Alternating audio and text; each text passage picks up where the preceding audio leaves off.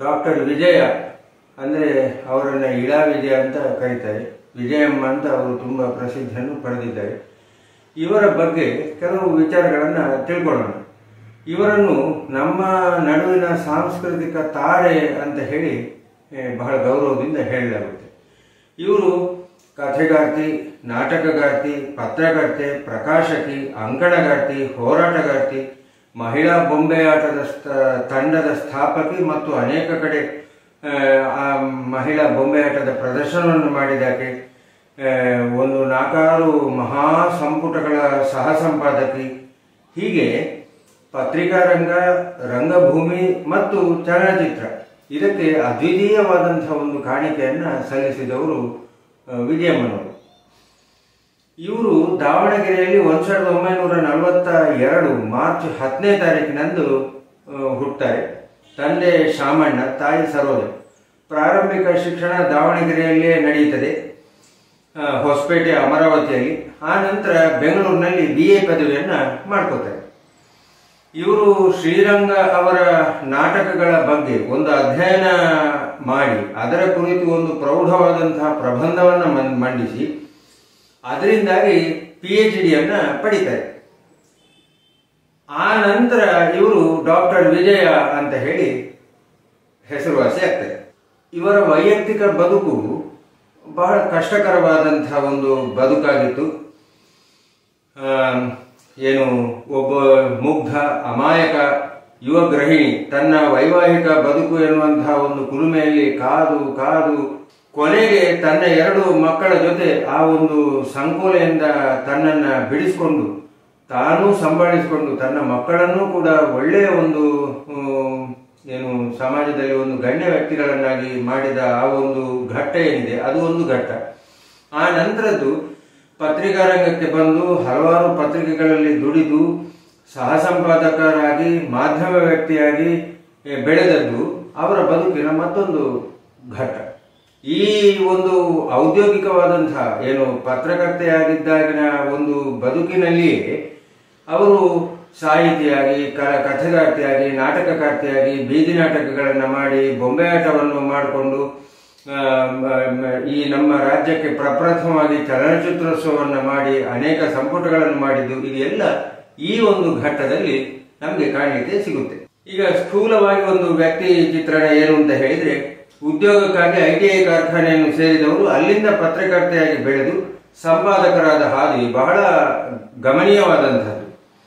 ಅವರು ಸೇವೆ ಸಲ್ಲಿರುವಂತಹ ಪತ್ರಿಕೆಗಳದ್ದೇ ಅದೊಂದು ಗುಂಪು, ಒಂದೆರಡಲ್ಲ, ಗುಂಪು. ನೋಡಿ ಹೇಗೆ ಅಂತಂದ್ರೆ, ಪ್ರಜಾಮತ, ಮಲ್ಲಿಗೆ, ಆಮೇಲೆ ತುಷಾರ, ರೂಪತಾರ, ಉದಯವಾಣಿ, ಅರಗಿಣಿ, ಬೆಳ್ಳಿ ಚುಕ್ಕಿ, ಆಮೇಲೆ ನಕ್ಷತ್ರ ಲೋಕ, ಕರ್ಮವೀರ, ನಮ್ಮ ಮಾನಸ ಮತ್ತು ಹೊಸತು, ಹೀಗೆ ಅನೇಕ ಕಡೆ ಉಪಸಂಪಾದಕಿಯಾಗಿ, ಸಂಪಾದಕಿಯಾಗಿ, ಸಲಹಾಗಾರ್ತಿಯಾಗಿ ಅವರು ಕೆಲಸ ಮಾಡಿದ್ದಾರೆ.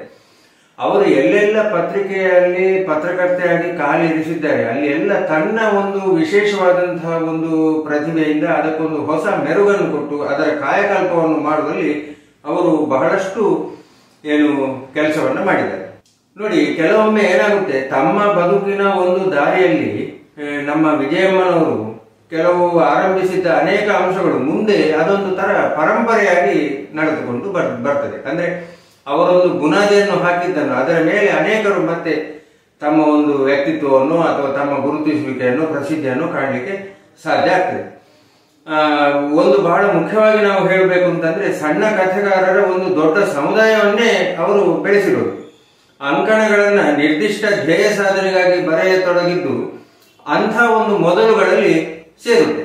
ಚಿತ್ರ ಎನ್ನುವಂತಹ ಒಂದು ನಾಟಕ ತಂಡವನ್ನ ಇವರು ರಚಿಸ್ತಾರೆ. ಹೇಗೆಂತಂದ್ರೆ, ತುರ್ತು ಪರಿಸ್ಥಿತಿಯ ಕಾಲದಲ್ಲಿ ಜನ ಸಮುದಾಯದಲ್ಲಿ ರಾಜಕೀಯ ಎಚ್ಚರವನ್ನು ಮೂಡಿಸುವುದು ಅವಶ್ಯವಾಗಿದ್ದಾಗ ನಮ್ಮ ವಿಜಯಮ್ಮನವರು AS ಮೂರ್ತಿ ಅವರ ಜೊತೆ ಸೇರಿಕೊಂಡು ಅವರಿಗೆ ಸಹಕಾರ ಮಾಡಿಕೊಂಡು ಚಿತ್ರ ಅನ್ನುವಂತಹ ಒಂದು ನಾಟಕ ತಂಡವನ್ನು ಕಟ್ಟಿಕೊಂಡು ಆ ತಂಡದವರು ಅಭಿನಯಿಸುವುದಕ್ಕೋಸ್ಕರನೇ ಬೀದಿ ನಾಟಕಗಳನ್ನ ಇವರು ರಚಿಸ್ತಾರೆ. ಕನ್ನಡಕ್ಕೆ ಹೊಸದಾಗಿದ್ದ ಬೀದಿ ನಾಟಕ ಪ್ರಯೋಗಗಳು ಬಹು ಬೇಗ ಜನಪ್ರಿಯವಾಗಿ ಅದೇ ಒಂದು ರಾಜಕೀಯ ಚಳವಳಿಯಾಗಿ ಹೋದದ್ದು ಈಗ ಇತಿಹಾಸದ ಪುಟಗಳಲ್ಲಿ ದಾಖಲಾಗಿದೆ. ಇದೇ ಹಂತದಲ್ಲಿ ಸೂತ್ರದ ಬೊಂಬೆ ಆಟದಂತಹ ಜನಪದ ಕಲೆಯನ್ನು ನವೀಕರಿಸಿ ಆಧುನಿಕ ಕಾಲದ ಅಗತ್ಯಕ್ಕೆ ತಕ್ಕಂತೆ ಅದನ್ನು ಪುನಾರಚಿಸಿ ಹೊಸ ವಿಚಾರಗಳಿಗೆ ಅದನ್ನು ಒಂದು ಒಳ್ಳೆಯ ಕಲಾ ಮಾಧ್ಯಮವನ್ನಾಗಿ ಹೇಗೆ ಬಳಸಬಹುದು ಎನ್ನುವುದನ್ನು ತೋರಿಸಿಕೊಟ್ಟದ್ದು ಕೂಡ ಇವರ ಇನ್ನೊಂದು ಬಹಳ ದೊಡ್ಡ ಸಾಹಸ. ರಂಗಭೂಮಿ ಚಳವಳಿಗೆ ಆಕರ್ಷಿತರಾದಾಗ ಅದಕ್ಕೆ ಪೂರಕವಾಗಬಲ್ಲ ರೀತಿಯ ರಂಗಶಾಲೆಯನ್ನು ಕಟ್ಟಲಿಕ್ಕೆ ಅವರು ನೆರವಾಗ್ತಾರೆ. ಆಮೇಲೆ ಚಲನಚಿತ್ರ ನಟ ನಟಿಯರು, ತಂತ್ರಜ್ಞರ ಬಗ್ಗೆ ಸಾಮಾಜಿಕವಾಗಿ ತುಂಬಾ ಕೀಳು ಭಾವನೆಗಳಿದ್ದ ಕಾಲದಲ್ಲಿ ರೂಪತಾರ ಅಂತಹ ಒಂದು ಚಲನಚಿತ್ರ ಪತ್ರಿಕೆಯ ಸಂಪಾದನಾ ಕಾರ್ಯಕ್ಕೆ ಮುಂದಾದ ಇವರು ಆ ಕ್ಷೇತ್ರದ ನಟನಟಿಯರಿಗೂ ತಂತ್ರಜ್ಞರಿಗೂ ಜನರ ಗೌರವವನ್ನು ದೊರಕಿಸಿಕೊಡಲು ಅವರು ಬಹಳ ಶ್ರಮಿಸುತ್ತಾರೆ. ತಮ್ಮ ಈ ಔದ್ಯೋಗಿಕ ಬದುಕಿನ ಕಾಲಘಟ್ಟದಲ್ಲಿ ಇಳಾ ಮುದ್ರಣಾಲಯವನ್ನು ಕಟ್ಟಿ ಬೆಳೆಸಿದ್ದು ಅವರ ಸಾಧನೆಯ ಕಿರೀಟದ ಮತ್ತೊಂದು ಗರಿ. ಅಸಂಖ್ಯಾತ ಹಿರಿಯ ಹಾಗೂ ಕಿರಿಯರ ಸಾಹಿತ್ಯ ಕೃತಿಗಳನ್ನು ಅತ್ಯುತ್ತಮ ಗುಣಮಟ್ಟದಲ್ಲಿ ಮುದ್ರಿಸಿ ಬೆಳಕಿಗೆ ತಂದಿರುವ ಹಾಗೂ ತರುತ್ತಲೂ ಇರುವ ಈ ಸಂಸ್ಥೆಗೆ ಕೇವಲ ಲಾಭ ದೃಷ್ಟಿ ಮಾತ್ರ ಇರುವಂತದ್ದಲ್ಲ, ಗುಣಾಭಿರುಚಿಯನ್ನೇ ಇವರು ತಳಹದಿಯನ್ನಾಗಿ ಮಾಡಿಕೊಂಡಿದ್ದಾರೆ. ನೋಡಿ, ಪ್ರಕಾಶಕಿಯಾಗಿ ಪತ್ರಿಕೆಗಳ ಮುಖಾಂತರ ಹಾಗೂ ಪುಸ್ತಕ ಪ್ರಕಾಶಕರಾಗಿಯೂ ಕೂಡ ಲೆಕ್ಕವಿರದಷ್ಟು ಸಾಹಿತಿಗಳಿಗೆ ವಿಜಯ ಅವರು ಅವರ ಬರಹವನ್ನು ದಾಖಲಿಸಲು ಒಂದು ನೆರವಾಗ್ತಾರೆ. ಆಗಲೇ ನಾನು ಹೇಳಿದಂತೆ ಬೊಂಬೆ ಆಟ 70ರ ದಶಕದ ಆರಂಭದಲ್ಲಿ ರಾಷ್ಟ್ರೀಯ ನಾಟಕ ಶಾಲೆಯಲ್ಲಿ ಪಪೆಟ್ ಶೋ ಬಗ್ಗೆ ತರಬೇತಿ ಪಡೆದು ಬಂದಿದ್ದ ಎಎಲ್ ಶ್ರೀನಿವಾಸಮೂರ್ತಿ ಅವರ ಒಂದು ಪರಿಚಯ ನಮ್ಮ ವಿಜಯಮ್ಮನವರಿಗಾಗುತ್ತೆ. ಆಗ ಅವರು ಹೊಸ ಕಾಲಕ್ಕೆ ತಕ್ಕಂಥ ರೀತಿಯಲ್ಲಿ ಈ ಸೂತ್ರದ ಬೊಂಬೆ ಆಟವನ್ನು ಆಧುನೀಕರಣಗೊಳಿಸಿ ಸಂಪೂರ್ಣ ಮಹಿಳೆಯರ ತಂಡವನ್ನು ಕಟ್ಟಲಿಕ್ಕೆ ಅವರು ಪ್ರಯತ್ನ ಮಾಡ್ತಾರೆ. ಅಂಥ ನಾಟಕಗಳನ್ನು ಆಡಿಸುವ ಪ್ರಯತ್ನಕ್ಕೆ ಕೈ ಹಾಕಿದ ವಿಜಯಮ್ಮ ಹಲವಾರು ಮಹಿಳೆಯರನ್ನು ಒಗ್ಗೂಡಿಸಿ ತಿಂಗಳುಗಟ್ಟಲೆ ಬೊಂಬೆ ಆಟದ ತಂಡದ ತರಬೇತಿಯನ್ನು ಒದಗಿಸಿ ಪಪೆಟ್ ಲ್ಯಾಂಡ್ ಎನ್ನುವಂತಹ ಒಂದು ತಂಡವನ್ನು ಕಟ್ಟಿ ಗಿರೀಶ್ ಕಾರ್ನಾಡರ ಪ್ರಸಿದ್ಧವಾದಂತಹ ಮಾನಿಷಾದ, ಆಮೇಲೆ ಗಿರಡ್ಡಿ ಗೋವಿಂದರಾಜ್ ಅವರ ಕನಸುಗಳು ಎಂಬ ಸಣ್ಣ ಕಥೆಗಳನ್ನು ಗೊಂಬೆ ಆಟಕ್ಕೆ ಅಳವಡಿಸಿ ಪ್ರಯೋಗ ಮಾಡಿದ್ದಾರೆ. ಈ ರಂಗ ಪ್ರಯೋಗಗಳು ಎಷ್ಟು ಯಶಸ್ವಿಯಾದವು ಅಂತಂದ್ರೆ ಆ ಪಪೆಟ್ ಲ್ಯಾಂಡ್ ತಂಡದವರು ಕರ್ನಾಟಕದಾದ್ಯಂತ ಪ್ರಯಾಣ ಮಾಡಿ ನಾಟಕಗಳನ್ನು ಪ್ರದರ್ಶಿಸಲು 5-6 ವರ್ಷಗಳ ಕಾಲ ವಿಜಯಮ್ಮನವರು ಸಹಾಯ ಮತ್ತು ಸಹಕಾರವನ್ನು ಒದಗಿಸ್ತಾರೆ. ಈವರೆಗೆ ಕೇವಲ ಜನಪದ ಕಲಾ ಪ್ರಕಾರವಾಗಿ ಮಾತ್ರ ಉಳಿದು ಬಂದಿದ್ದ ಈ ಜನಪದ ಹಾಗೂ ಪೌರಾಣಿಕ ವಸ್ತುಗಳಲ್ಲೇ ಹಳದಾಗಿದ್ದ ಈ ಕಲೆಯನ್ನು ಹೊಸ ಕಾಲಕ್ಕೆ ಒಗ್ಗಿಸಿ ಮರುಜೀವ ಕೊಟ್ಟಿದ್ದು ಹಾಗೂ ಅನೇಕ ಹೆಣ್ಣು ಮಕ್ಕಳು ಈ ಕಲೆಯನ್ನು ಕಲಿಯುವಂತೆ ಪ್ರೇರೇಪಿಸಿದ್ದು ವಿಜಯ ಅವರ ಒಂದು ಸಾಹಸಪರತೆ ಅಂತಾನೆ ನಾನು ಹೇಳಿಕ್ಕೆ ಇಷ್ಟಪಡ್ತೇನೆ. ಇನ್ನು ಬೀದಿ ನಾಟಕದ ವಿಚಾರದಲ್ಲೂ ಹಾಗೆ ತುರ್ತು ಪರಿಸ್ಥಿತಿಯ ಸಂದರ್ಭದಲ್ಲಿ ಆಗಲೇ ಹೇಳಿದ ಹಾಗೆ ಅವರು ಅನೇಕ ಬೀದಿ ನಾಟಕಗಳನ್ನು ಖುದ್ದಾಗಿ ಅವರೇ ರಚಿಸ್ತಾರೆ. ಅಂದ್ರೆ ಬಂದರು, ಕೇಳ್ರಪ್ಪೋ ಕೇಳಿ, ಮುಖವಿಲ್ಲದವರು, ಕಸಿದವರು, ಎಲ್ಲಿದ್ದೇವೆ ನಾವು ಎಲ್ಲಿದ್ದೇವೆ, ಮೇಲೇಸೂರು ಮೇರಾ ತುಮಹಾರ ಮುಂತಾದ 7 ಬೀದಿ ನಾಟಕಗಳನ್ನು ಅವರು ರಚಿಸ್ತಾರೆ. ಮತ್ತು ಅದು ಬಹಳ ಕಡೆ ಏನು ಈ ಬೀದಿ ನಾಟಕಗಳು ಪ್ರದರ್ಶನವನ್ನು ಕಾಣ್ತದೆ, ಅವರಿಗೆ ಒಳ್ಳೆಯ ಹೆಸರನ್ನು ಕೂಡ ತಂದುಕೊಡ್ತದೆ. ಇನ್ನೊಂದು ಬಹಳ ಮುಖ್ಯವಾದಂತಹ ಇವರ ಒಂದು ಸಾಧನೆ ಏನು ಅಂತಂದ್ರೆ, ಹಳೆಯ ಚಿತ್ರಗಳ ಚಾರಿತ್ರಿಕ ಸಾಧನೆಗಳಿಂದ ಚಲನಚಿತ್ರ ಗಳಿಸಿದ್ದ ಅನುಭವಗಳು ಮತ್ತು ಅದರ ತಿಳುವಳಿಕೆ ನಷ್ಟವಾಗದೆ ಉಳಿಬೇಕು ಎನ್ನುವಂತಹ ಒಂದು ಆಶಯದಿಂದ ನಾಸ್ಟಾಲ್ಜಿಯಾ ಎಂಬ ಚಲನಚಿತ್ರೋತ್ಸವವನ್ನು ಬೆಂಗಳೂರಿನಲ್ಲಿ ನಡೆಯುವಂತೆ ದುಡಿದಿದ್ದರಲ್ಲಿ ಇವರ ಪಾತ್ರ ಬಹಳ ದೊಡ್ಡ. ಮೂಕಿ ಚಿತ್ರಗಳ ನಾಯಕಿ ದೇವಿಕಾ ರಾಣಿ ಅಂಥವರಿಂದ ಹಿಡಿದು ಅತ್ಯಂತ ಹೊಸ ಪೀಳಿಗೆಯ ಕಲಾವಿದರವರೆಗೆ ಎಲ್ಲರನ್ನೂ ಒಗ್ಗೂಡಿಸಿ ಭಾರಿ ಮೆರವಣಿಗೆ ನಡೆಸಿ ಅಂಥದ್ದು ಹಿಂದೆಂದೂ ಬೆಂಗಳೂರಿನಲ್ಲಿ ನಡೆದಿರಲಿಲ್ಲ. ಈ ಚಿತ್ರೋತ್ಸವ ಕಾರ್ಯಕ್ರಮದ ಯಶಸ್ಸಿನಿಂದ ಆದ ಪರಿಣಾಮ ಬಹಳ ಮಹತ್ವದ್ದು. ಆವರೆಗೆ ಕೇವಲ ದೆಹಲಿಗೆ ಮಾತ್ರ ಸೀಮಿತವಾಗಿದ್ದ ಅಂತಾರಾಷ್ಟ್ರೀಯ ಚಲನಚಿತ್ರೋತ್ಸವ ಬೆಂಗಳೂರಿಗೆ ಬಂತು. ಇಂದಿಗೂ ಕೂಡ ವಿಜಯ ಅವರು ಚಲನಚಿತ್ರ ಉದ್ಯಮದಲ್ಲಿ ಅಪಾರವಾದ ಗೌರವದಿಂದ ಕಾಣಿಸಲ್ಪಡುತ್ತಿದ್ದರೆ ಅದಕ್ಕೆ ಅವರು ಈ ಕ್ಷೇತ್ರಕ್ಕೆ ನೀಡಿದ ಅತ್ಯಮೂಲ್ಯ ಕೊಡುಗೆಯೇ ಸಾಕ್ಷಿ. ನೋಡಿ, ಆಗಲೇ ಹೇಳಿದಂತೆ ಕೆಲವು ಮಹಾ ಸಂಪುಟಗಳು, ಉದಾಹರಣೆಗೆ ಸ್ವಾತಂತ್ರ್ಯೋತ್ತರ ಕನ್ನಡ ಸಾಹಿತ್ಯ ಮತ್ತು ಸಂಸ್ಕೃತಿ ಪ್ರಧಾನ ಸಂಪಾದಕರಾಗಿ ಪ್ರೊಫೆಸರ್ LS ಶೇಷಗಿರಿ ರಾವ್ ಇದ್ರು. ಸಂಪಾದನೆಯಲ್ಲಿ ಪ್ರೊಫೆಸರ್ MH ಕೃಷ್ಣಯ್ಯ ಮತ್ತೆ ನಮ್ಮ ಡಾಕ್ಟರ್ ವಿಜಯ ಅವರು. ಇದನ್ನು ಉದಯಭಾನು ಕಲಾ ಸಂಘದವರು 1993ರಲ್ಲಿ ಪ್ರಕಟ ಮಾಡಿದ್ದಾರೆ. ಕನ್ನಡ ಚಲನಚಿತ್ರ ಇತಿಹಾಸ ಇದು 2 ಸಂಪುಟಗಳಲ್ಲಿ ಬಂದಿದೆ. ಇದರಲ್ಲಿ ಸಂಪಾದಕಿಯಾಗಿ ಡಾಕ್ಟರ್ ವಿಜಯಮ್ಮ ಮತ್ತೆ ಶ್ರೀ MB ಸಿಂಗ್, ಶ್ರೀ VN ಸುಬ್ಬರಾವ್, ಕನ್ನಡ ವಿಶ್ವವಿದ್ಯಾನಿಲಯ ಹಂಪಿ ಮತ್ತು ಕರ್ನಾಟಕ ಚಲನಚಿತ್ರ ವಾಣಿಜ್ಯ ಮಂಡಳಿ ಇವರು ಪ್ರಕಟ ಮಾಡಿದ್ದಾರೆ. ಇದು 2001ರಲ್ಲಿ ಪ್ರಕಟ ಆಗಿದೆ. ಬೆಂಗಳೂರು ದರ್ಶನ ಎನ್ನುವಂತಹ ಒಂದು ಮಹಾಸಂಪುಟ ಇದು ಕೂಡ 2 ಸಂಪುಟಗಳಲ್ಲಿ ಬಂದಿದೆ. ಇದರಲ್ಲಿ ಇವರು ಕಾರ್ಯನಿರ್ವಾಹಕ ಸಂಪಾದಕಿಯಾಗಿ ಕೆಲಸ ಮಾಡಿದ್ದಾರೆ. ಇದು ಕೂಡ ಉದಯಭಾನು ಕಲಾ ಸಂಘದಿಂದ 2003ರಲ್ಲಿ ಪ್ರಕಟ ಆಗಿದೆ. ಇನ್ನೊಂದು ಕರ್ನಾಟಕ ಕಲಾ ದರ್ಶನ ಇದು ಕೂಡ 2 ಸಂಪುಟಗಳಲ್ಲಿ ಆಗಿದೆ. ಇದರಲ್ಲಿ ಸಂಪಾದನೆ ಪ್ರೊಫೆಸರ್ MH ಕೃಷ್ಣಯ್ಯ ಮತ್ತು ಡಾಕ್ಟರ್ ವಿಜಯಮ್ಮ, CR ಕೃಷ್ಣರಾವ್ ಇವರೆಲ್ಲ ಇದ್ರು. ನವಕರ್ನಾಟಕ ಪಬ್ಲಿಕೇಶನ್ಸ್ ನಿಂದ ಇದು 2010ರಲ್ಲಿ ಪ್ರಕಟ ಆಗಿದೆ. ಇಂಥ ಅನೇಕ ಗ್ರಂಥಗಳು ಇವೆಲ್ಲ ನೋಡಿ, ದೊಡ್ಡ ದೊಡ್ಡ ಮೇರು ಗ್ರಂಥಗಳು. ಇಂತಹ ಸಂಪುಟಗಳನ್ನು ರಚಿಸುವುದು ಅಷ್ಟು ಸುಲಭ ಸಾಧ್ಯವಾದಂತಹ ಕೆಲಸವೇ ಅಲ್ಲ. ಇಂತಹ ಕೆಲಸಗಳನ್ನ ಮಾಡುವಾಗ ಕೆಲವೊಮ್ಮೆ ಕ್ಷುದ್ರ ರಾಜಕೀಯ, ಜನರ ಆಕ್ಷೇಪ, ಅಸೂಯೆ, ನಿಂದನೆ ಇವೆಲ್ಲ ಸಹಜ ಸಾಮಾನ್ಯ. ಅದರಿಂದಾಗಿ ಒಂದು ಕೆಲವು ವಿಚಾರಗಳಲ್ಲಿ ಅವರಿಗೆ ಬೇಸರವಾಗಿ ಒಂದು ಕ್ಷೇತ್ರದಿಂದ ಅವರು ಸಾಕಷ್ಟು ಅಂತರವನ್ನು ಕಾಯ್ದುಕೊಂಡು ಬಂದಿದ್ದಾರೆ. ಅದು ಚಲನಚಿತ್ರ ಕ್ಷೇತ್ರ. ಅವರಿಗೆ ಅಪಾರ ಗೌರವ ಇದ್ರೂ ಕೂಡ ಕೆಲವೊಂದಷ್ಟು ಅದೇ ಈ ನಿಂದನೆ, ಅಸೂಯೆ ಇಂತಹ ಕೆಲಸಗಳಿಂದ, ಅಥವಾ ಯಾರೋ ಒಬ್ಬರನ್ನು ಇಂದ್ರ ಚಂದ್ರನಂತೆ ಚಿತ್ರಿಸಬೇಕು ಅಂತ ಜನ ಬಯಸ್ತಾರೆ. ನಮ್ಗೆ ಹಾಗೆ ವಸ್ತುನಿಷ್ಠವಾಗಿ ಯೋಚನೆ ಮಾಡುವವರಿಗೆ ಅವರು ಏನು ಅಷ್ಟನ್ನೇ ನಾವು ಚಿತ್ರಿಸಬೇಕಾದಂತಹ ಒಂದು ಅನಿವಾರ್ಯತೆ ಇರ್ತದೆ, ಆ ಜವಾಬ್ದಾರಿ ಇರ್ತದೆ.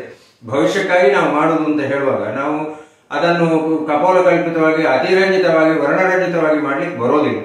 ಈ ಸತ್ಯ ಗೊತ್ತಿದ್ದ ವಿಜಯಮ್ಮನವರು ಇದ್ದಕ್ಕಿದ್ದ ಹಾಗೆ ಹೇಳಿದ್ದಾರೆ. ಅದನ್ನು ಅರ್ಥ ಮಾಡಿಕೊಳ್ಳದಂತಹ ಜನಸಾಮಾನ್ಯರು ಈ ತರ ಬೇರೆ ಬೇರೆ ಸಮಸ್ಯೆಗಳು ಎದುರಾಗ್ತದೆ. ಅದಕ್ಕೆಲ್ಲ ಅವರೇನು ಎದೆಗೊಂದಲಿಲ್ಲ, ತಮ್ಮ ಕೆಲಸಗಳನ್ನು ತಾವು ಮಾಡ್ಕೊಂಡು ಬಂದಿದ್ದಾರೆ. ಹೀಗೆ ಅನೇಕ ಆಯಾಮಗಳಲ್ಲಿ ಡಾಕ್ಟರ್ ವಿಜಯ ಅವರು ಏನು, ನಾನಾಗಲೇ ಪ್ರಾರಂಭದಲ್ಲೇ ಹೇಳಿದಾಗೆ, ಹೇಗೆ ಏನು ಪತ್ರಕರ್ತೆಯಾಗಿ, ಕಥೆಗಾರ್ತಿಯಾಗಿ, ನಾಟಕಗಾರ್ತಿಯಾಗಿ, ಪ್ರಕಾಶಕಿಯಾಗಿ, ಅಂಕಣಗಾರ್ತಿಯಾಗಿ, ಹೋರಾಟಗಾರ್ತಿಯಾಗಿ, ಮಹಿಳಾ ಪರ ಧ್ವನಿಯಾಗಿ, ದುಡಿದವರ ಧ್ವನಿಯಾಗಿ, ಬೊಂಬೆಯಾಟದ ತಂಡ ಮಾಡಿಕೊಂಡು, ಬೀದಿ ನಾಟಕಗಳನ್ನು ಮಾಡಿಕೊಂಡು, ಮಹಾ ಸಂಪುಟಗಳ ಸಂಪಾದಕಿಯೋ ಸಹ ಸಂಪಾದಕಿಯೋ ಆಗಿ ಅನೇಕ ಕೆಲಸಗಳನ್ನು ಮಾಡಿದ್ದಾರೆ.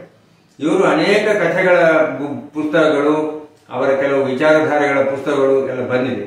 ಕುದಿ ಹೆಸರು ಅಂತ ಹೇಳಿ ಭಾಗ 1, ಅದನ್ನ ಅವರ ಆತ್ಮಕಥೆ, ಅದನ್ನ 1ನೇ ಭಾಗ ಬಿಡುಗಡೆ ಆಗಿದೆ. ಇನ್ನು ಮುಂದಿನ ಭಾಗ ಅವರು ಬರೆದು ಬಿಡುಗಡೆ ಮಾಡ್ತಾರೆ ಎನ್ನುವಂತಹ ಒಂದು ಆಶಾವಾದ ನಮ್ಮದು. ನಾನು ಕಟೀಲು ಸಿಟ್ಲ ರಂಗನಾಥರಾವ್ ಭವಿಷ್ಯಕ್ಕಾಗಿ ದಾಖಲೀಕರಣ ಎನ್ನುವಂತಹ ಒಂದು ಮಾಲಿಕೆಯಲ್ಲಿ ಯಕ್ಷರಂಗ ಕಟೀಲು ಸಿಟ್ಲ ಫೌಂಡೇಶನ್ ರಿಜಿಸ್ಟರ್ಡ್ ಈ ಸಂಸ್ಥೆಯ ಒಂದು ಏನು ಸ್ಥಾಪಕ ಕಾರ್ಯದರ್ಶಿಯ ನೆಲೆಗಟ್ಟಿನಲ್ಲಿ ಸುಮಾರು 135ಕ್ಕೂ ಹೆಚ್ಚು ಇಂತಹ ಸಂದರ್ಶನಗಳನ್ನ ಮಾಡಿ ನಾನು ಯೂಟ್ಯೂಬ್ನಲ್ಲಿ ಪ್ರಸಾರ ಮಾಡಿದ್ದೇನೆ. ಅದರ ಒಂದು ಮಾಲಿಕೆಯ ಮುಂದಿನ ವಾರದ ಭಾಗವಾಗಿ ಡಾಕ್ಟರ್ ವಿಜಯ ಅವರ ಈ ಒಂದು ಸಂದರ್ಶನವನ್ನ ನಾನಿಲ್ಲಿ ಮಾಡಿದ್ದೇನೆ.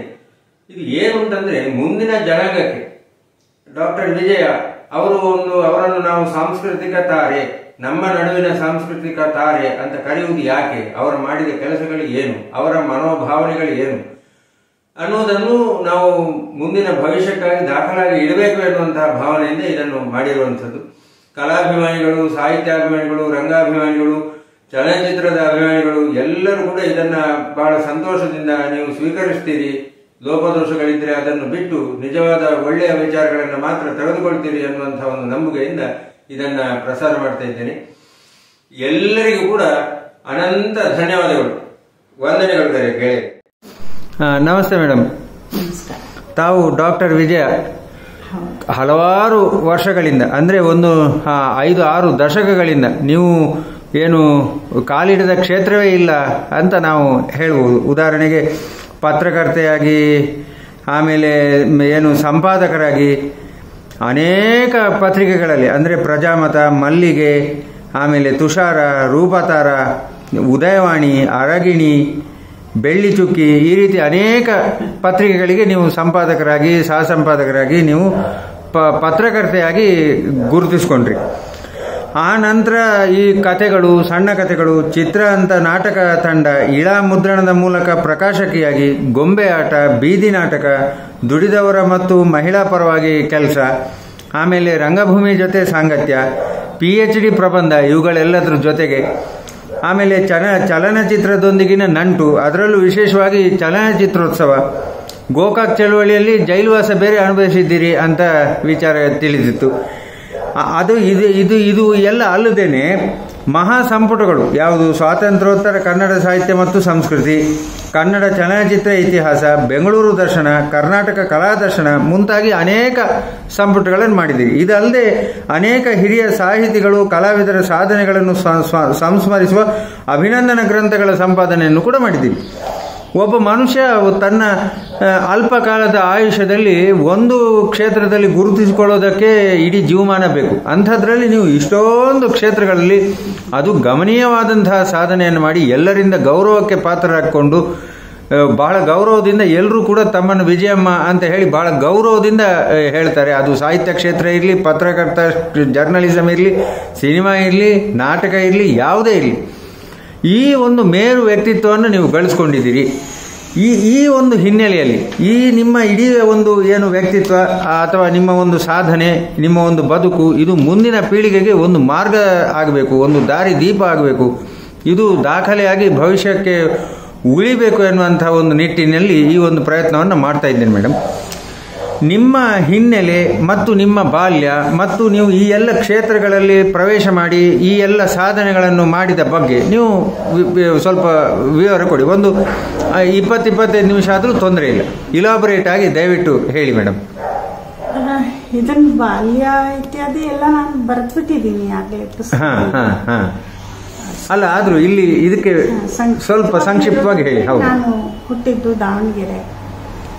ನನ್ನ ತಾಯಿ ತಂದೆ ಇಲ್ಲ, ತಾಯಿ ಭಾಳ ಚಿಕ್ಕ ವಯಸ್ಸಲ್ಲಿ ತೀರ್ಕೊಂಡ್ಬಿಟ್ರು. ನಮ್ಮದು ಪುರೋಹಿತರ ಮನೆತನ, ಸ್ವಲ್ಪ ಬಡತನೂ ಇತ್ತು, ಸಿರಿತನೂ ಇತ್ತು. ಅಂದರೆ ಸೀಸನ್ ಇದ್ದಾಗ ಸಿರಿತನ, ಕರೆಕ್ಟ್, ಸೀಸನ್ ಇಲ್ಲದೆ ಇದ್ದಾಗ ಅಂದರೆ ಬಡತನ, ಹಾಗೆ ಬೆಳೆದವರು. ಆದರೆ ನನ್ನ ಬಹಳ ಚಿಕ್ಕ ವಯಸ್ಸಿನಲ್ಲೇ ನನಗೆ ಇದ್ದ ಯಾವ ಹೆಣ್ಮಕ್ಕಳು ಇಲ್ಲ, ತಾಯಿನೂ ಇಲ್ಲ, ಅಜ್ಜಿನೂ ಇಲ್ಲ, ಮನೆಯಲ್ಲಿ ಯಾರೂ ಇಲ್ಲ. ಹೀಗಾಗಿ ತಾತ ಮತ್ತು ತಂದೆಯ ನೆರಳಿನಲ್ಲಿ ಬೆಳೆದೆ. ಆ ದಿನಗಳಲ್ಲಿ ನನಗೂ ಸ್ವಲ್ಪ ನಮ್ಮ ತಾತ ವಯಸ್ಸಾದವರು, ಒಂಥರ ಗಾಂಧಿ ಇದ್ದಂಗಿದ್ರು. ಅವರು ಅರ್ಧ ಪಂಚಮಿಯಲ್ಲಿ ಶರ್ಟ್ ಹಾಕ್ತಿರ್ಲಿಲ್ಲ, ಥರದವ್ರು ಕೋಲಿಟ್ಕೊಂಡು ಹೋಗೋರು. ಅವ್ರ ಜೊತೆ ಓಡಾಡಿ ಅವ್ರಿಗೆ ಕಣ್ಣು ಕಾಣಿಸ್ತಿರ್ಲಿಲ್ಲ. ಹಾಗಾಗಿ ಸ್ವಲ್ಪ ಸಂಸ್ಕೃತ ಶ್ಲೋಕಗಳು ಆ ದಿನಗಳಲ್ಲಾಗಲೇ ನಾನು ಬ್ರಹ್ಮಯಜ್ಞದ ಶ್ಲೋಕಗಳನ್ನೆಲ್ಲ ಹೇಳ್ತಾ ಇದ್ದೆ. ಅಂದರೆ ಕನ್ನಡ ಚೆನ್ನಾಗಿ ಓದ್ತಿದ್ದೆ ನಾನು. ಇನ್ನು ದಡ್ಡಿನೇ, ಬುದ್ಧಿವಂತೆ ಏನಲ್ಲ. ಆದರೆ ಅದು ಅವ್ರಿಗೆ ಹೇಳಿ, ಅವ್ರಿಗೂ ಕಣ್ಣು ಕಾಣಲ್ವಲ್ಲ, ಅವ್ರಿಗೆ ಓದಿ ಹೇಳಿ ಆಮೇಲೆ ಆ ದಿನಗಳಲ್ಲೇ ನಮ್ಮ ತಾಯಿಯಿಂದ ಬಂದು ವರ ಲಲಿತಾ ಸಹಸ್ರನಾಮ ಈ ಥರದ್ದು ತುಂಬ ಮಾಡ್ತೀವಿ, ಬಹಳ ವರ್ಷಗಳ ಕಾಲ ಮಾಡ್ತೇವೆ. ಮತ್ತು ಆ ಥರದ ಒಂದು ವಾತಾವರಣದಲ್ಲಿ ಬೆಳೆದಿದ್ದರಿಂದ ಮತ್ತು ಬಹುತೇಕ ನಮ್ಮ ಮನೆಯಲ್ಲಿ ಎಲ್ಲರೂ ಈ RSS ಸಂಪರ್ಕ ಇದ್ದವರು. ಹಾಗಾಗಿ ನಾನು ಸ್ವಲ್ಪ RSS ವಾತಾವರಣದಲ್ಲಿ ಬೆಳೆದವಳು. ನನಗೆ ತಿಳುವಳಿಕೆ ಬಂದ ಮೇಲೆ ಬಿಟ್ಟೆ, ಅದು ಬೇರೆ ಪ್ರಶ್ನೆ. ಬಾಲ್ಯ ಪೂರ್ತಿ ಅದೇ ಆಗಿತ್ತು. ನಮ್ಮ ಚಿಕ್ಕಪ್ಪನೇ ಒಬ್ಬರು ಪ್ರಚಾರಕ್ಕಾಗಿದ್ರು. ಮತ್ತು ನಮ್ಮ ಮನೆಗೆ ದಾವಣಗೆರೆಯಲ್ಲಿ ಗುರುಜಿ ಅವರು ಕೋಲ್ವಾಲ್ಕರ್ ಬಂದಿದ್ರು. ಆ ಥರ ದೊಡ್ಡ ದೊಡ್ಡವರು, ಯಾದವರಾವ್ ಜೋಶಿ ಅವರೆಲ್ಲ ನನಗೆ ಚೆನ್ನಾಗಿ ಪರಿಚಯ ಇರುವಂಥ. ಹಾಗೆ ಒಳಗೋಗ್ಬಿಟ್ಟಿದ್ವಿ ನಾವು ಅವರೆಲ್ಲ. ನನಗೆ 16 ತುಂಬಿ 17ರ ಹೊತ್ತಿಗೆ ಮದುವೆ ಮಾಡಿದರು. ಮನೆಯಲ್ಲಿ ಯಾರು ಹೆಣ್ಮಕ್ಳು ಇಲ್ಲ ಅನ್ನೋ ಕಾರಣಕ್ಕೆ ನನಗೆ ಓದಿಸಿದ್ದು ನಮ್ಮ ಚಿಕ್ಕಪ್ಪ ಚಿಕ್ಕಮ್ಮ ಇದ್ದ ತುಂಗಭದ್ರಾ ಡ್ಯಾಮಲ್ಲಿ ಇದ್ದೆ ನಾನು. ತುಂಗಭದ್ರಾ ಡ್ಯಾಮಲ್ಲಿ ಅವ್ರ ಅಕೌಂಟ್ಸ್ನಲ್ಲಿದ್ದರು. ಅವ್ರ ಜೊತೆ ಇದ್ದೆ 3 ವರ್ಷ, ಅಲ್ಲೇ ಇದ್ದೆ. ಹೈಸ್ಕೂಲೆಲ್ಲ ಅಲ್ಲಿ ಆಗಿದ್ದು. ಸೊ ಹಾಗಾಗಿ ನನಗೆ ಆ ತುಂಗಭದ್ರಾ ಡ್ಯಾಮ್ಗಳಲ್ಲಿ ಬರ್ತಾ ಇದ್ದಂಥ ತೆಲುಗು, ತಮಿಳು ಎಲ್ಲ ಜನದ ಇದು ಆಯಿತು. ಮತ್ತು ಆ ಭಾಷೆಗಳು ಹತ್ತಿರ ಅದು ಓದೋದು, ಇದು ಬೇರೆ ಬೇರೆ ಭಾಷೆಯ ಪುಸ್ತಕಗಳು ಓದೋದು, ಇದು ಹಾಗೆ ಅಭ್ಯಾಸ ಆಯಿತು. ಬಿಟ್ಟರೆ ಅಂದರೆ ಭಾಷೆಗಳ ಅಭ್ಯಾಸ ನಿಮಗೆ ಕೇವಲ ಮಾತು ಮಾತ್ರ ಅಲ್ಲ, ಲಿಪಿ ಕೂಡ ಅಭ್ಯಾಸ ಸುಮಾರಾಗಿ ಬರ್ತಿತ್ತು. ಈ ನಡುವೆ ಹೊಟ್ಟೋಯ್ತು, ಬರ್ತಾ ಇತ್ತು. ಬಟ್ ದಕ್ಷಿಣದ ಭಾಷೆಗಳೇ, ಉತ್ತರದ್ದಿಲ್ಲ. ಆಮೇಲೆ ಸಂಸ್ಕೃತ ಬರ್ತಾ ಇತ್ತು ಸ್ವಲ್ಪ. ಅಂದರೆ ಬರುತ್ತೆ ಅಂತ ಹೇಳುವಂಥದ್ದಲ್ಲ, ಸುಮಾರಾಗಿ ಸ್ಕೂಲಲ್ಲಿ ಹೇಳ್ಕೊಡೋರು, ಅಷ್ಟು ಬರ್ತಿತ್ತು. ಇನ್ನೂ SLC ರಿಸಲ್ಟ್ ಬರೋ ಅಷ್ಟೊತ್ತಿಗೆ ಮದುವೆ ಸೆಟ್ಲ್ ಆಗೋಯ್ತು. ತುಂಬ ಸುಖವಾಗೇನು ಇರಲಿಲ್ಲ ನಾನು. ನನ್ನ ಬಾಲ್ಯ ದಿನಗಳು ಯಾರೂ ಇಲ್ಲ, ಕಷ್ಟಗಳಿತ್ತು. ಚಿಕ್ಕಪ್ಪನ ಮನೆಯಲ್ಲಿದ್ದೆ, ಅಲ್ಲೂ ನನಗೇನು ಸಮಾಧಾನ ಸುಖ ಇರಲಿಲ್ಲ. ಕರೆಕ್ಟ್. ಆ ದಿನಗಳಿಂದಲೂ ಒಂಥರ ಈ ಅಡುಗೆ ಕೆಲಸ, ಹೀಗೆ ಮನೆ ಕೆಲಸದ ಯಾರು ಹೆಣ್ಮಕ್ಳು ಇಲ್ವಲ್ಲ, ಒಬ್ಬಳೇ ಇದ್ದಿದ್ದರಿಂದ ಒಂಥರ ಸಂಪೂರ್ಣವಾಗಿ ಗೃಹಿಣಿ. ಇದು 7-8 ವಯಸ್ಸಿಗೆ ಬಂದ್ಬಿಡ್ತು ನಾನು. ಇವತ್ತು ಹೇಗಿದ್ದೀನೋ ಅವತ್ತು ಹಾಗೆ ಇದ್ದೆ. ಯಾವುದ್ರಲ್ಲೂ ಕುಂಕುಮ ಇರ್ಬೋದು, ಬಳೆ ಇರ್ಬೋದು, ಏನಿವತ್ತು ನನ್ನ ಐಡೆಂಟಿಟಿ ಅವೆಲ್ಲವೂ ಅವತ್ತು ಇತ್ತು. ಯಾವ ರೀತಿಲೂ ನಾನು ಬದಲಾಗಿಲ್ಲ, ಅವು ಯಾವ್ದು ಬಾಹ್ಯ ಇದರಲ್ಲಿ. ಆಮೇಲೆ ಅದು ಚಿಕ್ಕ ವಯಸ್ಸಿಗೆ ಅಂದರೆ 16 ಇನ್ನೂ ತುಂಬ್ತಾ ಇತ್ತು, ಮದುವೆ ಮಾಡಿದ್ರು.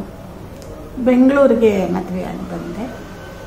ನನ್ನ ಮದುವೆ ಮಾಡಿಕೊಂಡವರು ITIನಲ್ಲಿ ಕೆಲಸ ಮಾಡ್ತಾಯಿದ್ರು. ಅವರು BCom ಓದಿದ್ರು.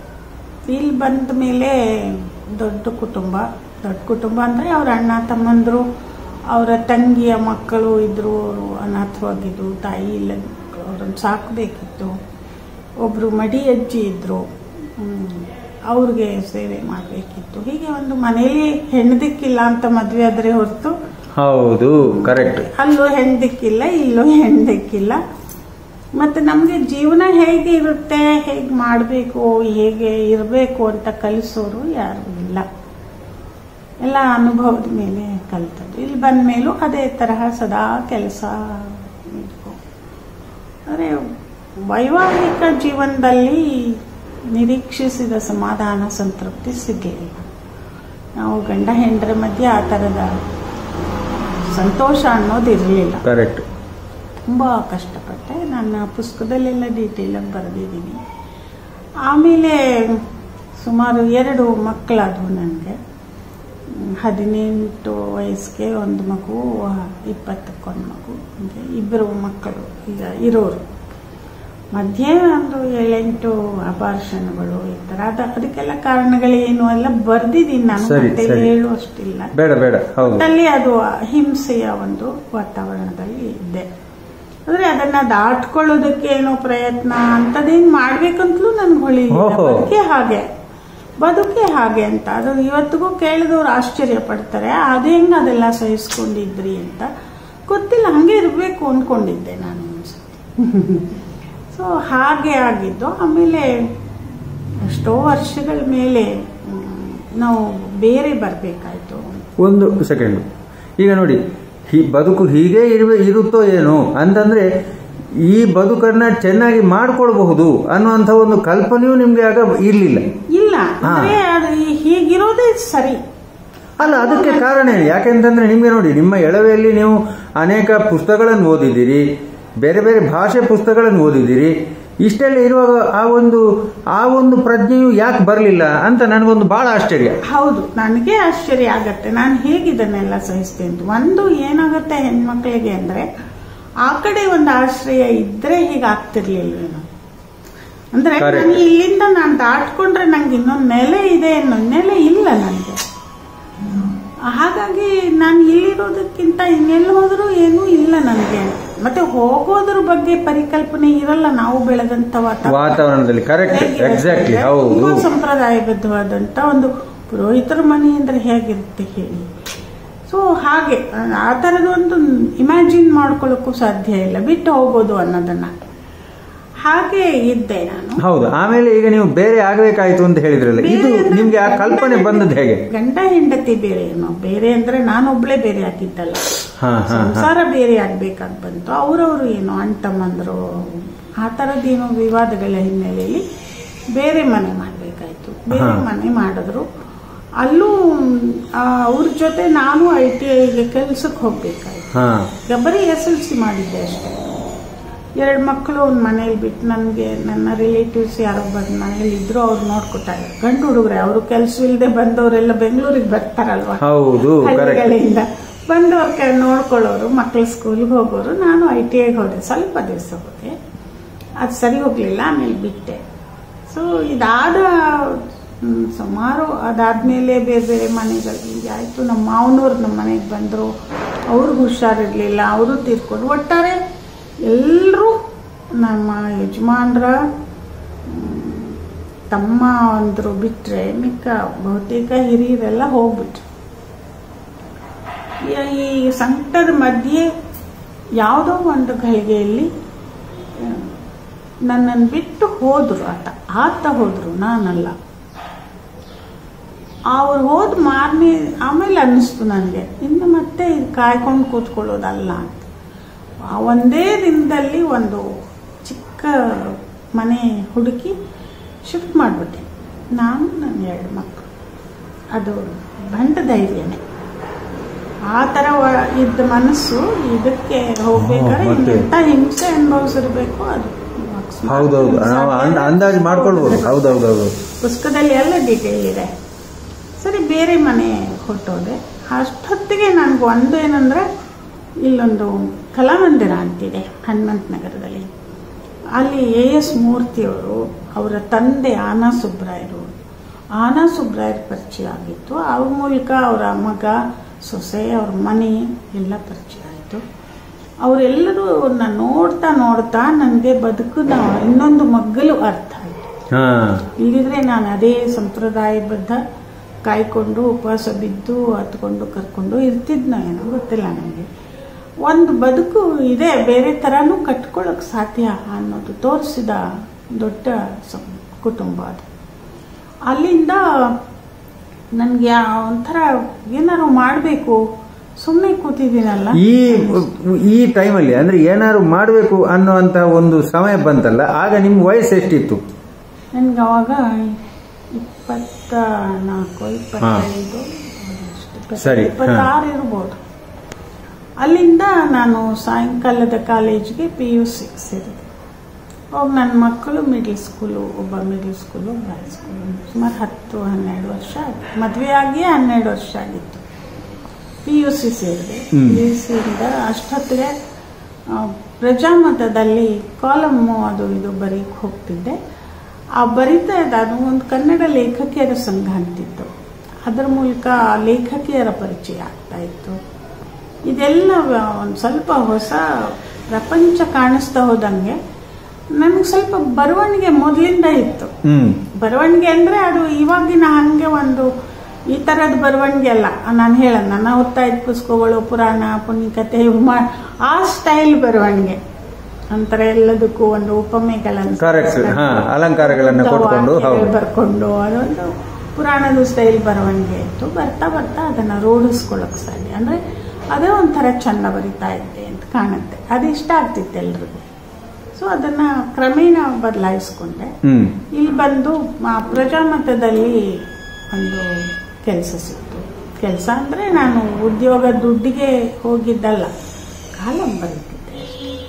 ಆಮೇಲೆ ಅವರು ಇಲ್ಲ, ನೀವು ಇಲ್ಲಿ ಇದ್ಬಿಡಿ ಅಂತ ಹೇಳಿ ಮಹಿಳೆ ಮತ್ತು ಮಕ್ಕಳ ಪುಟಗಳು ಅಂತ 4 ಪುಟ ನನಗೆ ವಹಿಸ್ಬಿಟ್ಟು ಆಫೀಸ್ಗೆ ಹೋಗಿ ಕೂತ್ಕೊಳ್ಳದೆ ಹೋಗಿದ್ರು ಪರವಾಗಿಲ್ಲ. ದಿನ ಹೋಗಿ ಪೋಸ್ಟ್ ನೋಡ್ಕೊಂಡು ಬರ್ತಿದ್ದೆ. ಆಮೇಲೆ 4 ಪುಟಕ್ಕೆ ನಾನು ಮಾಹಿತಿಯನ್ನು, ಅದು ಬಹಳ ಇಂಟ್ರೆಸ್ಟಿಂಗಾಗಿ ಮಾಡಿದ್ದು ಇಷ್ಟ ಆಯಿತು ಎಲ್ರಿಗೂ. ನಿಮ್ಗೊಂದು ಹೇಳಬೇಕು, ನಾನು ಆಗ ಪ್ರಜಾಮತದಲ್ಲಿದ್ದಾಗ ನಮ್ಮ ತೋಳ್ಪಾಡಿಯವರು ನನಗೆ ಕೊಲೆಗೆ. ಯಾರು? ನಮ್ಮ ಲಕ್ಷ್ಮೀಶ ತೋಳ್ಪಾಡಿ ಅವರು. ಕೇಳಿ, ಅವ್ರು ಹೇಳ್ತಾರೆ. ನಾವು ಜೊತೆಯಲ್ಲಿ ಕೆಲಸ ಮಾಡ್ತಾ ಇದ್ವಿ ಪ್ರಜಾಮತದಲ್ಲಿ. ಆವಾಗ ಒಂದು ಸ್ವಲ್ಪ ಸಾಹಿತಿಗಳ ಪರಿಚಯನೂ ಆಯಿತು. ಅದೆಲ್ಲವೂ ಕಲಾಮಂದಿರದಿಂದ ಆಗಿದೆ. ಅವರು ನಾಟಕ ಮಾಡ್ತಾ ಇದ್ರು ಎಲ್ಲ. ಅವರು ತುಂಬ ವಾಸ್ಟ್, ಅವರನ್ನು ಕಲೆ ಸ್ಕೂಲು, ಆರ್ಟ್ ಸ್ಕೂಲು, ಜನ ಬರ್ತಿದ್ರು ಹೋಗ್ತಿದ್ರು. ಅವ್ರು ದೊಡ್ಡವ್ರ ಪರಿಚಯ ಆಯ್ತು ನನಗೆ. ಅಂತ ಗೀತಾ ಶರ್ಮರಿರ್ಬೋದು, ದೊಡ್ಡ ಪಾರ್ಸಕ್ತಿಯವರು, ಭಾಳ ದೊಡ್ಡ ಮನುಷ್ಯರನ್ನೆಲ್ಲ, ಚೌಡಪ್ಪ ಅವ್ರನ್ನೆಲ್ಲ ಪರಿಚಯ ಆಯಿತು. ಅಂದರೆ ಅವ್ರುಗಳನ್ನೆಲ್ಲ ಹೆಂಗೆ ಮಾತಾಡಿಸ್ಬೇಕು ಎಲ್ಲ ಗೊತ್ತಿಲ್ಲ ನನಗೆ. ಈಗ ಅನಿಸುತ್ತೆ, ಅವಾಗ ನಂಗೆ ತಿಳುವಳಿಕೆ ಇದ್ದಿದ್ರೆ ಇನ್ನೂ ಭಾಳ ಕಲ್ತ್ಕೋಬೋದಿತ್ತು ನಾನು ಅಂತ.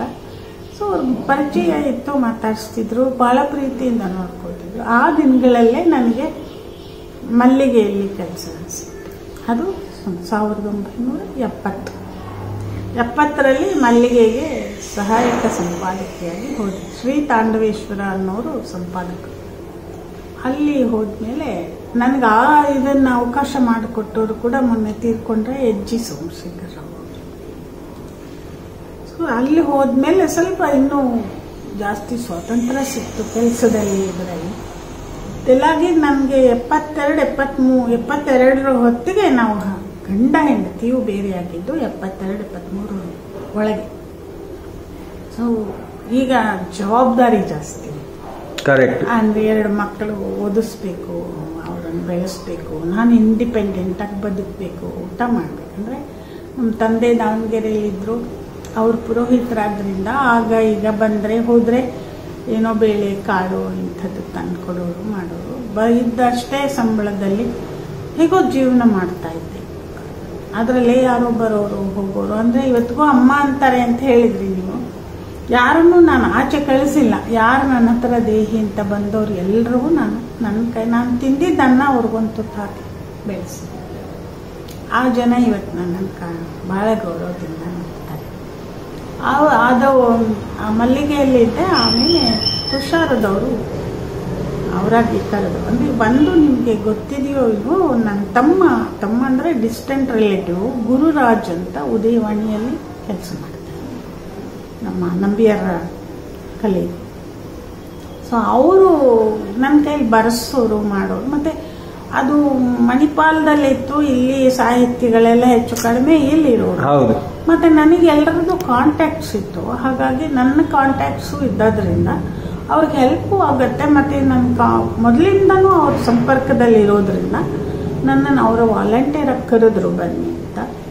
ಸೊ ನಾನು ಹೋಗಿ ತುಷಾರಕ್ಕೆ ಅಸಿಸ್ಟೆಂಟ್ ಎಡಿಟರ್ ಆಗಿ ನಾನು ಈಶ್ವರಯ್ಯ ಇಬ್ಬರ ಜೊತೆಯಲ್ಲಿ ಕೆಲಸ ಮಾಡಿದ್ದೆ. ಬಹಳ ಕಾಲ ತುಷಾರಕ್ಕೆ ಅಸಿಸ್ಟೆಂಟ್ ಎಡಿಟರು ಮತ್ತು ಉದಯವಾಣಿಗೆ ಸ್ಪೆಷಲ್ ರಿಪೋರ್ಟರ್. ಬೆಂಗಳೂರು ಪತ್ರ ಅಂತ ಕಾಲಂ ಬರ್ತಿದೆ. ಈ ಬರವಣಿಗೆಗಳು ಸ್ವಲ್ಪ ಖಾರವಾದ ನಿಷ್ಠುರವಾದ ಬರವಣಿಗೆಗಳಾದ್ದರಿಂದ ಸ್ವಲ್ಪ ಹೆಚ್ಚು ಜನರಿಗೆ ಗೊತ್ತಾದೇನ.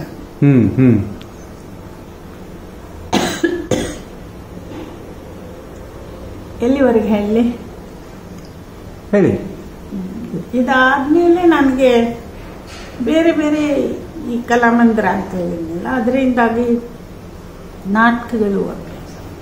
ಮತ್ತು ನನ್ನ ಕಾಲಮು ಸ್ವಲ್ಪ ಬಡವರ ಪರ, ಕಾರ್ಮಿಕರ ಪರ ಎಲ್ಲ ಕಾಲಮ್ ಪುಸ್ತಕಗಳಾಗಿವೆ. ಇವು ಏನಾಗ್ತಿತ್ತು, ಕೆಲವು ಸಲ ಆಯಾ ಸಂಸ್ಥೆಗಳು ನನ್ನ ಮೇಲೆ ಕಂಪ್ಲೇಂಟ್ಸ್ ಮಾಡ್ತಾ ಇದ್ರು. ನನ್ನ ಬೆಂಗಳೂರು ಪತ್ರ ಕೂಡ ಭಾರಿ ಹಾಟಿಯಾಗಿರೋದು, ಸಾಹಿತಿಗಳು ಕೋಪ ಬರೋಷ್ಟು.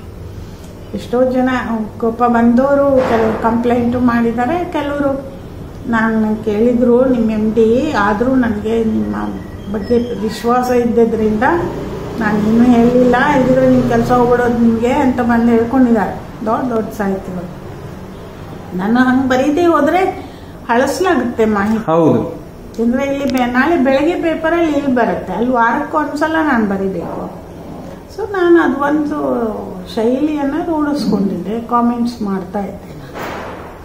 ಸೊ ಹಾಗೆ ಪಾಪ್ಯುಲರ್ ಆಯಿತು, ಎಲ್ಲ ಕಾಲಮು ಪಾಪ್ಯುಲರ್ ಆಯಿತು. ಮತ್ತು ಇಲ್ಲಿ ಕಾರ್ಯಕ್ರಮ ಆದಮೇಲೆ ಅಲ್ಲಾಗೋದು MGM ಅಲ್ಲಿ ಆ ಕಾಲಮಿನ ಪ್ರಭಾವ ಎಷ್ಟಿರೋದು ಅಂದರೆ, ಜನ ಕಿಕ್ಕಿರಿಯೋರಂತ ಹರದಾಸ್ ಭಟ್ರು ಹೇಳೋರು, ನಿನ್ನ ಕಾಲಮು ನನಗೆ ಜಾಗ ಇಲ್ಲಮ್ಮ ಹಂಗೆ ತುಂಬಿಕೊಳ್ತಾ ಇದೆ ಅನ್ನೋರು.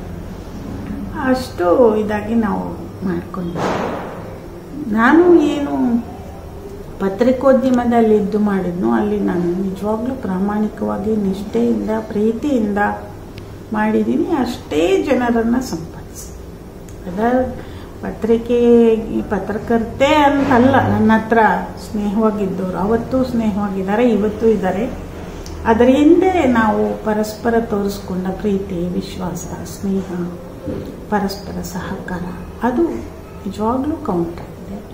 ಇದುವರೆಗೂ ಆ ಸ್ನೇಹ ಉಳ್ಕೊಂಡು ನಾನು ಇವಾಗ ಪತ್ರಕರ್ತರ ಇದರಿಂದ ಇಲ್ಲದೆ ಹೋದರೂ ಕೂಡ ಅದೇ ವಿಶ್ವಾಸ. ಈಗ ನೋಡಿ ಮೇಡಮ್, ನೀವು ಪತ್ರಕರ್ತೆಯಾಗಿದ್ರಿ, ಇಡೀ ಎಷ್ಟು 90ರವರೆಗೂ ನೀವು ಪತ್ರಕರ್ತೆಯಾಗಿ ಅದು ಕೆಲಸ ಮಾಡ್ಕೊಂಡಿದ್ರಿ. ಅದರ ಜೊತೆಗೇನೆ ನೀವು ನಾಟಕ ಇದರಲ್ಲೂ ಕೆಲಸ ಮಾಡ್ತಾ ಇದ್ರಿ. ಅದ್ರ ಜೊತೆಗೇನೆ ಬೇರೆ ಎಲ್ಲ ಈ ಬೀದಿ ನಾಟಕ ಇರ್ಬೋದು, ಇನ್ನೊಂದಿರ್ಬೋದು, ಅದು ಎಲ್ಲವನ್ನೂ ಮಾಡ್ತಾ ಇದ್ರಿ. ಈ ಎಲ್ಲದರ ಜೊತೆಯಲ್ಲಿ ನಿಮಗೆ ನೀವು ನಿಮ್ಮ ಡಿಗ್ರಿಯನ್ನು ಮುಗಿಸಿ ಆಮೇಲೆ ನೀವು ಡಾಕ್ಟರೇಟ್ ಮಾಡಿದ್ದಿದ್ದೆ ನೋಡಿ, ಆ ಬಗ್ಗೆ ಸ್ವಲ್ಪ ಹೇಳಿ. ಅದೇ ನಾನು ಈ ಸಂಜೆ ಈವ್ನಿಂಗ್ ಕಾಲೇಜು ಇಲ್ಲಿ ಆಚಾರ್ಯ ಪಾಠಶಾಲೆಯಲ್ಲಿ ಸೇರಿಕೊಂಡೆ. BA ವರೆಗೂ ಹೋದೆ.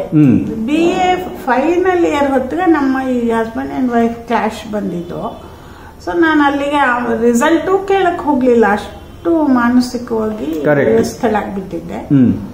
ಅಲ್ಲಿಗೆ ನಿಂತೋಯ್ತು. ಮತ್ತೇನು ನಾನು ವಿದ್ಯಾಭ್ಯಾಸದ ಕಡೆ ಗಮನ ಕೊಟ್ಟಿರಲಿಲ್ಲ. ಸುಮಾರು 10 ವರ್ಷಗಳು ನನ್ನ ಈ ಥರದ ಜೀವನ ಕಳೆದ ಮೇಲೆ ಹಾಮನಾಯಕರು ನಾನು ಬಹಳ ಕ್ಲೋಸ್ ಫ್ರೆಂಡ್ಸ್. ಅವರು ನೀವು ಯಾಕೆ MA ಮಾಡಬಾರ್ದು ಅಂತ ಹಠ ಮಾಡಿ, ನಾನು ಇಲ್ಲ ಸರ್, ನನಗೇನು ಯೂಸ್ ಆಗುತ್ತೆ, ನನ್ನ ಬದುಕೋದಕ್ಕೇನು ಅದು ಸಹಾಯ ಮಾಡಲ್ಲ, ನಾನೇನು ಮೇಷ್ಟ್ರು ಆಗಬೇಕಾಗಿದೆಯಾ ಅಂತಾನೆ ಹಠ ಮಾಡಿದೆ. ಆಗೋದಿಲ್ಲ, ನನಗೆ ಟೈಮ್ ಸಿಗಲ್ಲ ಅಂತ. ಅವ್ರು ಬಿಡಲಿಲ್ಲ. ಯಾವುದೋ ವಿಷಯ ಮಾಡಿ ನಿಮಗೆ ನೆನಪಿನ ಶಕ್ತಿ ಎಲ್ಲ ಇದೆ ರೀ, ನೀವು ಮಾಡಬೇಕು ಅಂತ ಹಠ ಮಾಡಿದರು. ಸೊ ಹಾಗೆ ಅವರ ಹಠಕ್ಕೆ ಕಟ್ಟು ಬಿದ್ದು ಒಂದು ವಿಶ್ವಾಸದ ಮೇಲೆ MA ಕಟ್ಟಿದೆ ಓಪನ್ ಯೂನಿವರ್ಸಿಟಿಯಲ್ಲಿ. MA ಮಾಡಿದೆ, ಫಸ್ಟ್ ಕ್ಲಾಸಲ್ಲಿ ಪಾಸ್ ಆದೆ. ಆ MA ರಿಸಲ್ಟ್ ಬಂದ ದಿನ ನನ್ನ ಮಗನ ಮದುವೆ 83 ಅಂತ ಕಾಣುತ್ತೆ, ನನ್ನ ಮಗನ ಮದುವೆ. ಅಂದ್ರೆ ಸುಮ್ಮನೆ ಓದು ಅನ್ನೋದು ಒಂಥರ ಆಟವಾಗಿ ಹವ್ಯಾಸವಾಗಿ ಮಾಡಿದ್ನೇ ಹೊರತು ಅದರಿಂದ ನಾನು ಏನೋ ಆಗೋಡ್ತೀನಿ ಅದಾಗ್ತೀನಿ ಅನ್ನೋದು ಯಾವುದೂ ಇರಲಿಲ್ಲ. ಮತ್ತು ಆ ಥರದ್ದು ಯಾವ ವಿದ್ಯಾಭ್ಯಾಸದಿಂದ ನಾನು ಯಾವ ಸಹಾಯವೋ ಪಡ್ಕೊಂಡು ಹೋಗಿ ಏನಿದ್ರು ನನ್ನ ಪರಿಶ್ರಮ. ಕರೆಕ್ಟ್. ಸೊ ಅದಾದ್ಮೇಲೆ ಕೂಡಲೇ ನಾಯಕರು ಇಲ್ಲ ನೀನು PhD ಮಾಡಲೇಬೇಕಂತ ಹಠ ಮಾಡಿ, ಇಲ್ಲ ಸರ್ ಅಷ್ಟೆಲ್ಲ ಶ್ರದ್ಧೆಯಿಂದ ಓದ್ಕೊಂಡು ಕೂತ್ಕೊಳ್ಳೋಕೆ ನಂಗೆ ಆಗಲ್ಲ. ಅಂದರೆ ನನಗೆ ಟೈಮ್ ಇರ್ತಿರ್ಲಿಲ್ಲ, ತುಂಬ ಕೆಲಸ ಇತ್ತು ನನಗೆ. ಹೇಳಿದ್ರೆ ಅವ್ರು ಕೇಳಲೇ ಇಲ್ಲ, ನೀವು ಕಟ್ಟಿರೋ ಇಲ್ಲ ನಾನು ನಿಮ್ಮ ಪರವಾಗಿ ಹೋಗಿ ಅಪ್ಲಿಕೇಶನ್ ತುಂಬಿಡ್ತೀನಿ, ಅಷ್ಟೊಂದು ವಿಶ್ವಾಸವಾಗಿ ಹೇಳಿದರು. ಮತ್ತು ಅವರೇ ಹೇಳಿದರು, ನನಗೆ ಶ್ರೀರಂಗರಿಗೆ ಎಲ್ಲ ಭಾಳ ಚೆನ್ನಾಗಿತ್ತು ಫ್ರೆಂಡ್ಶಿಪ್, ಅದಕ್ಕೆ ನಿಮ್ಗೆ ಅಷ್ಟೊಂದು ಆಗ್ತಿರಲ್ವಾ, ನೀವು ಶ್ರೀರಂಗರ ಬಗ್ಗೆ ಮಾಡಿ. ಅದು ಮತ್ತೆ ನಾವು ನಾಟಕದವ್ರು ಹೇಳಿ ಕೇಳಿ ನಾಟಕ ಮಾಡ್ತಿದ್ದವರು, ನಾಟಕದಲ್ಲಿ ಆಸಕ್ತಿ, ನೀವು ಶ್ರೀರಂಗರ ಬಗ್ಗೆ ಮಾಡಿ, ನಾನೇ ನಿಮಗೆ ಗೈಡ್ ಆಗ್ತೀನಿ ಅಂತ ಸ್ವಲ್ಪ ಆಫರ್. ಸರಿ, ಯಾರು ಆಫರ್ ಮಾಡಿದ್ದು? ಹಾಮನಾಯ್ಕ. ಕರೆಕ್ಟ್. ಸರಿ ಆಯ್ತು ಅಂತ. ಅದು ಮತ್ತೆ ನಾವು ಗೋಕಾಕರಿಗೂ ನನಗೂ ನನ್ನ ಮಗಳಿದ್ದಂಗೆ, ಗೋಕಾಕರಿಗೆ ತುಂಬ ಆ ಥರ ತುಂಬ ಹಿರಿಯರೆಲ್ಲ ನನ್ನ ಮಗು ಥರನೇ ಸಾಕಿದ್ದಾರೆ. ಅವರು ಒತ್ತಾಯ ಅವ್ರ ಕೈಲೆಲ್ಲ ಹೇಳಿಸಿದ್ರು ಹಾಮನಾಯ್ಕರು. ಅವರು ಗೋಕಾಕರು ಕೇಂದ್ರ ಸಾಹಿತ್ಯ ಅಕಾಡೆಮಿಯ ಅಧ್ಯಕ್ಷರಾಗಿದ್ದಾಗ ನಾನು ಕೂಡ ಇಲ್ಲಿ ಮೆಂಬರ್ ಆಗಿದ್ದೆ. ಹಾಮನಾಯ್ಕರು ಕನ್ನಡ ವಿಭಾಗದ ಮುಖ್ಯಸ್ಥರು, ನಾವೆಲ್ಲ ನಾನು, ಲಕ್ಷ್ಮೀನಾರಾಯಣ ಭಟ್ರು, ಸೂರಮಿಕ್ಕೊಂಡಿಯವರು, ನಾವೆಲ್ಲ ಮೆಂಬರ್ಸ್. ಸೊ ಈ ಥರ ಸಂಪರ್ಕ ಇದ್ದೇ ಇತ್ತಲ್ಲ, ಏನೋ ಮೀಟಿಂಗಿಗೆ ಯಾವುದೋ ಊರಿಗೆ ಹೋಗೋದು, ಯಾವುದೋ ಸೆಮಿನಾರ್ ಅಟೆಂಡ್ ಮಾಡೋದು. ಹಾಗಾಗಿ ಅವ್ರು ಬಿಡ್ತಾನೆ ಇರಲಿಲ್ಲ, ನೀನು ಮಾಡು ಮಾಡು ಮಾಡು ಅಂತ ಹಠ ಮಾಡಿ. ಹಾಗಾಗಿ PhD ಕಟ್ಟಿದೆ. ಶ್ರೀರಂಗರಿಗೆ ಬಹಳ ಇಷ್ಟ ಆಯಿತು, ನಾನು ಅವರ ನಾಟಕಗಳ ಬಗ್ಗೆ ಮಾಡ್ತೀನಿ ಅನ್ನೋದು ತುಂಬ ಇಷ್ಟ ಆಯಿತು. ಬಟ್ ಅದು ಮುಗಿದ ಮೇಲೆ ಮುಗಿಯೋ ಹೊತ್ತಿಗೆ ಅವ್ರು ಇರಲಿಲ್ಲ ಬಿಡಿ, ಅವ್ರ ಹೆಂಡತಿ ಇತ್ತು, ಅವ್ರು ಇರಲಿಲ್ಲ. ಸೊ ಅದಾದಮೇಲೆ ನಾನು PhD ನನಗೆ ಬಂದಿದ್ದು, ಕೈಗೆ ಸರ್ಟಿಫಿಕೇಟ್ ಬಂದಿದ್ದು 90 5 years. ಅವು ಯಾವುದೂ ನನಗೇನು ಭಾಳ ಪೂರಕವಾಗಿ ನನ್ನ ಕೆಲಸ ಮಾಡಿದೆ ಅಂತಲ್ಲ, ಅದೊಂದು ನೀವು ಹೇಳ್ದಂಗೆ ವಿಸ್ಮಯ, ಬದುಕಿನಲ್ಲಿ ಒಂದು ವಿಸ್ಮಯ ಮತ್ತು ಪಾಸಿಟಿವ್ ಆದ ವಿಸ್ಮಯ ಅಷ್ಟೇ. ಹೌದು, ಕರೆಕ್ಟ್. ಈಗ ನಮ್ಗಾದ್ರೂ ಅಷ್ಟೇ ಅದೊಂದು ಹೀಗೂ ಆಗುತ್ತೆ, ಅದರಿಂದಾಗಿ ನಾವು ಧೃತಿಗೆಡಬಾರ್ದು ಅನ್ನುವಂತ ಒಂದು ಸಂದೇಶ ಅದರಿಂದ ಬರುತ್ತೆ ನೋಡಿ. ಮಾಡಬಲ್ಲು, ನಾವು ಮಾಡಿ ತೋರಿಸ್ತೀವಿ ಅಂತ. ಅದು ಇನ್ ಬಿಟ್ವೀನ್ ನೀವು ನಾಟಕ ಅಂದ್ರೆ 75, 76 ಎಲ್ಲ ಎಮರ್ಜೆನ್ಸಿ, ಅಷ್ಟೊತ್ತಿಗೆ ನಾವು ಆಗಲೇ ಬೀದಿ ನಾಟಕ ಮಾಡಬೇಕು. 74ರಲ್ಲೇ ನಾವು ಅಂದ್ಕೊಂಡ್ವಿ ಬೀದಿ ನಾಟಕ ಮಾಡಬೇಕು ಅಂತ. ಅದು ನನಗೆ BV ಕಾರಂತರ ಬಗ್ಗೆ ಭಾರಿ ಗೌರವ.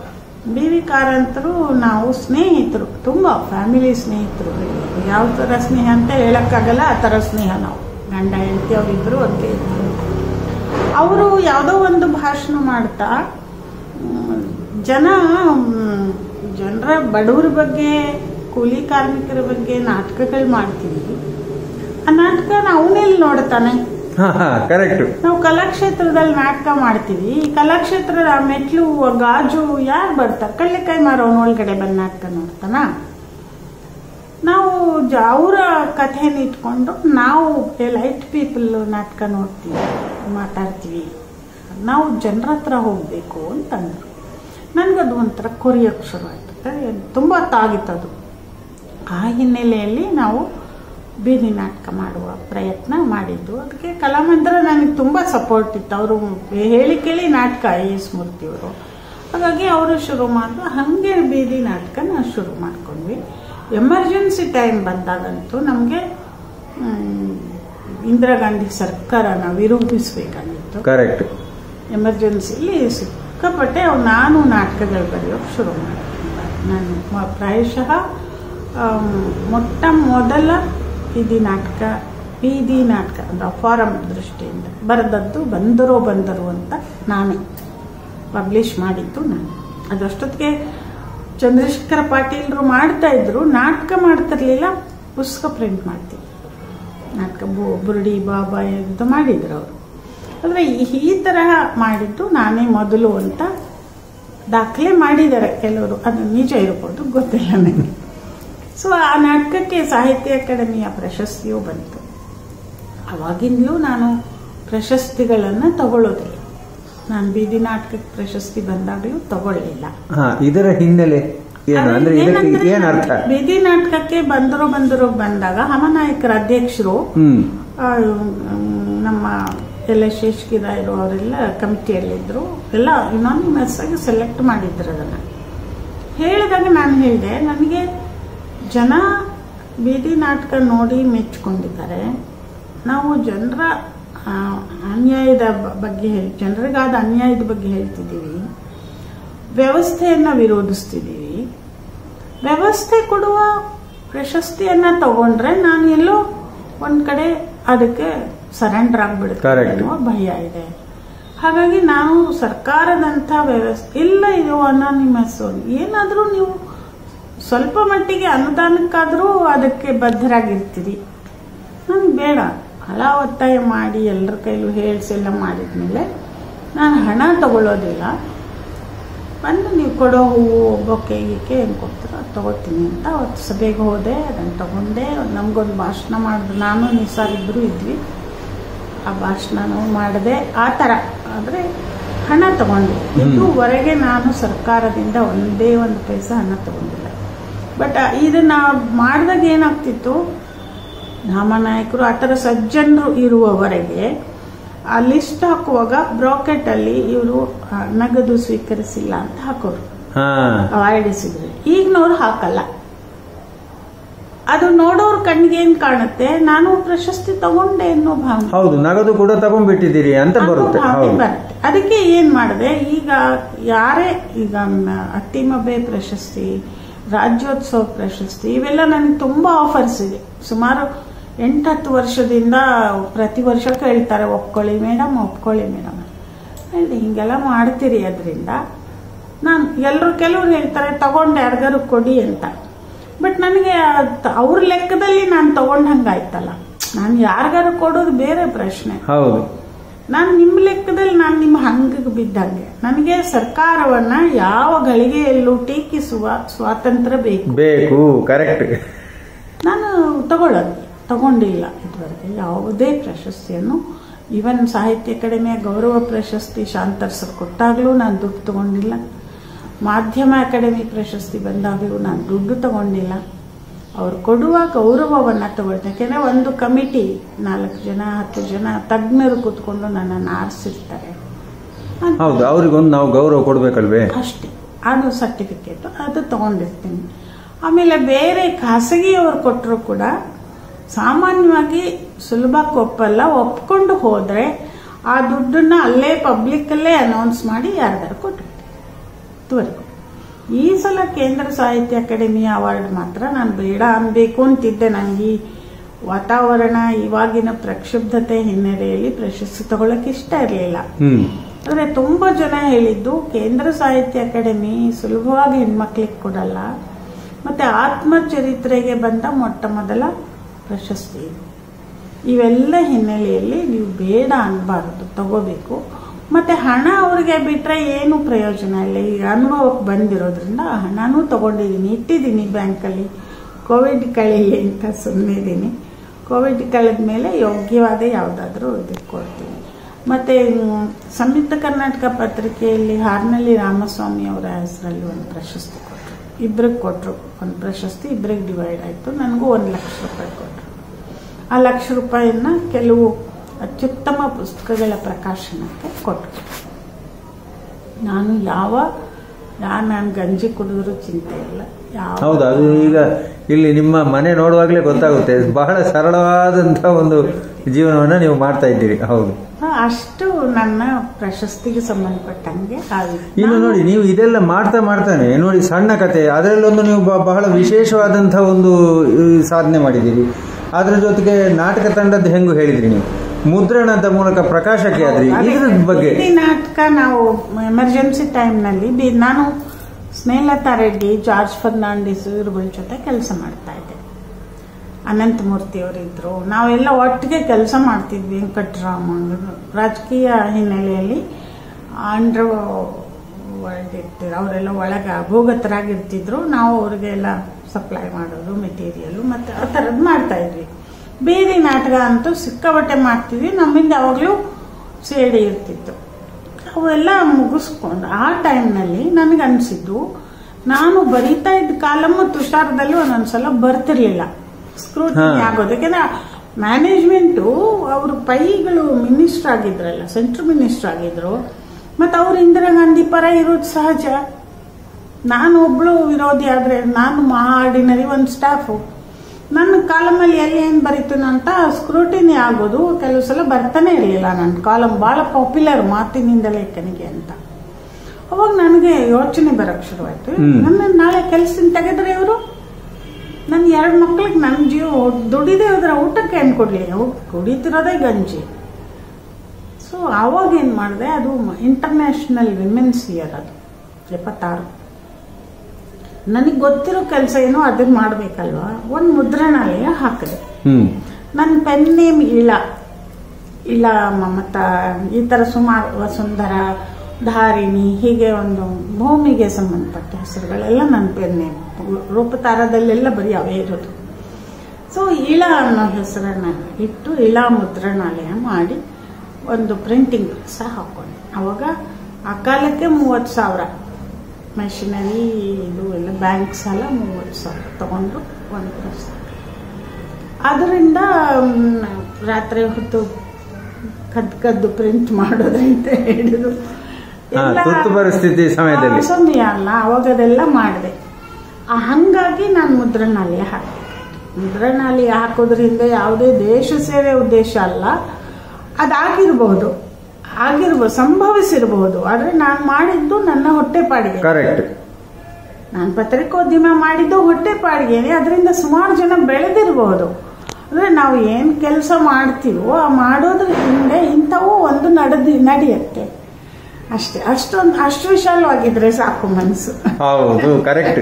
ನಾನು ಕೂಡ ಹೇಳೋದು ಅದನ್ನೇ, ನಾವು ಲೋಕ ಉದ್ಧಾರ ಮಾಡ್ತೇವೆ ಅಂತ ನಾನು ಇದನ್ನು ಮಾಡೋದಲ್ಲ, ನನ್ನ ಆತ್ಮತೃಪ್ತಿಗೆ, ನಮ್ಮ ಇದಕ್ಕೆ ಅಂತಿದ್ರೆ ಆ ತೃಪ್ತಿಯೇ ನಮ್ಮನ್ನು ಕಾಪಾಡ್ತಾ ಇರುತ್ತೆ. ಸೊ ಹಂಗೆ ಅದು ಬಹಳಷ್ಟು ಕೆಲಸ ಮಾಡ್ತು. ಮುದ್ರಣಾಲಯ ಅಂದ್ರೆ ಅದು ಎಲ್ಲರೂ ಬರೋರು ಅಲ್ಲಿಗೆ, ಎಲ್ಲ ಯೋಜನೆಗಳು ತಯಾರಾಗ್ತಿದ್ದು ಅಲ್ಲೇ. ರಾತ್ರಿ ಬಾಗಿಲು ಹಾಕೊಂಡು ಕೆಲವು ರಹಸ್ಯ ಕರಪತ್ರಗಳನ್ನ, ಪುಸ್ತಕಗಳನ್ನ, ಆಪತ್ಕಾಲದ ಇದನ್ನೆಲ್ಲ ಮಾಡಿದ್ವಿ.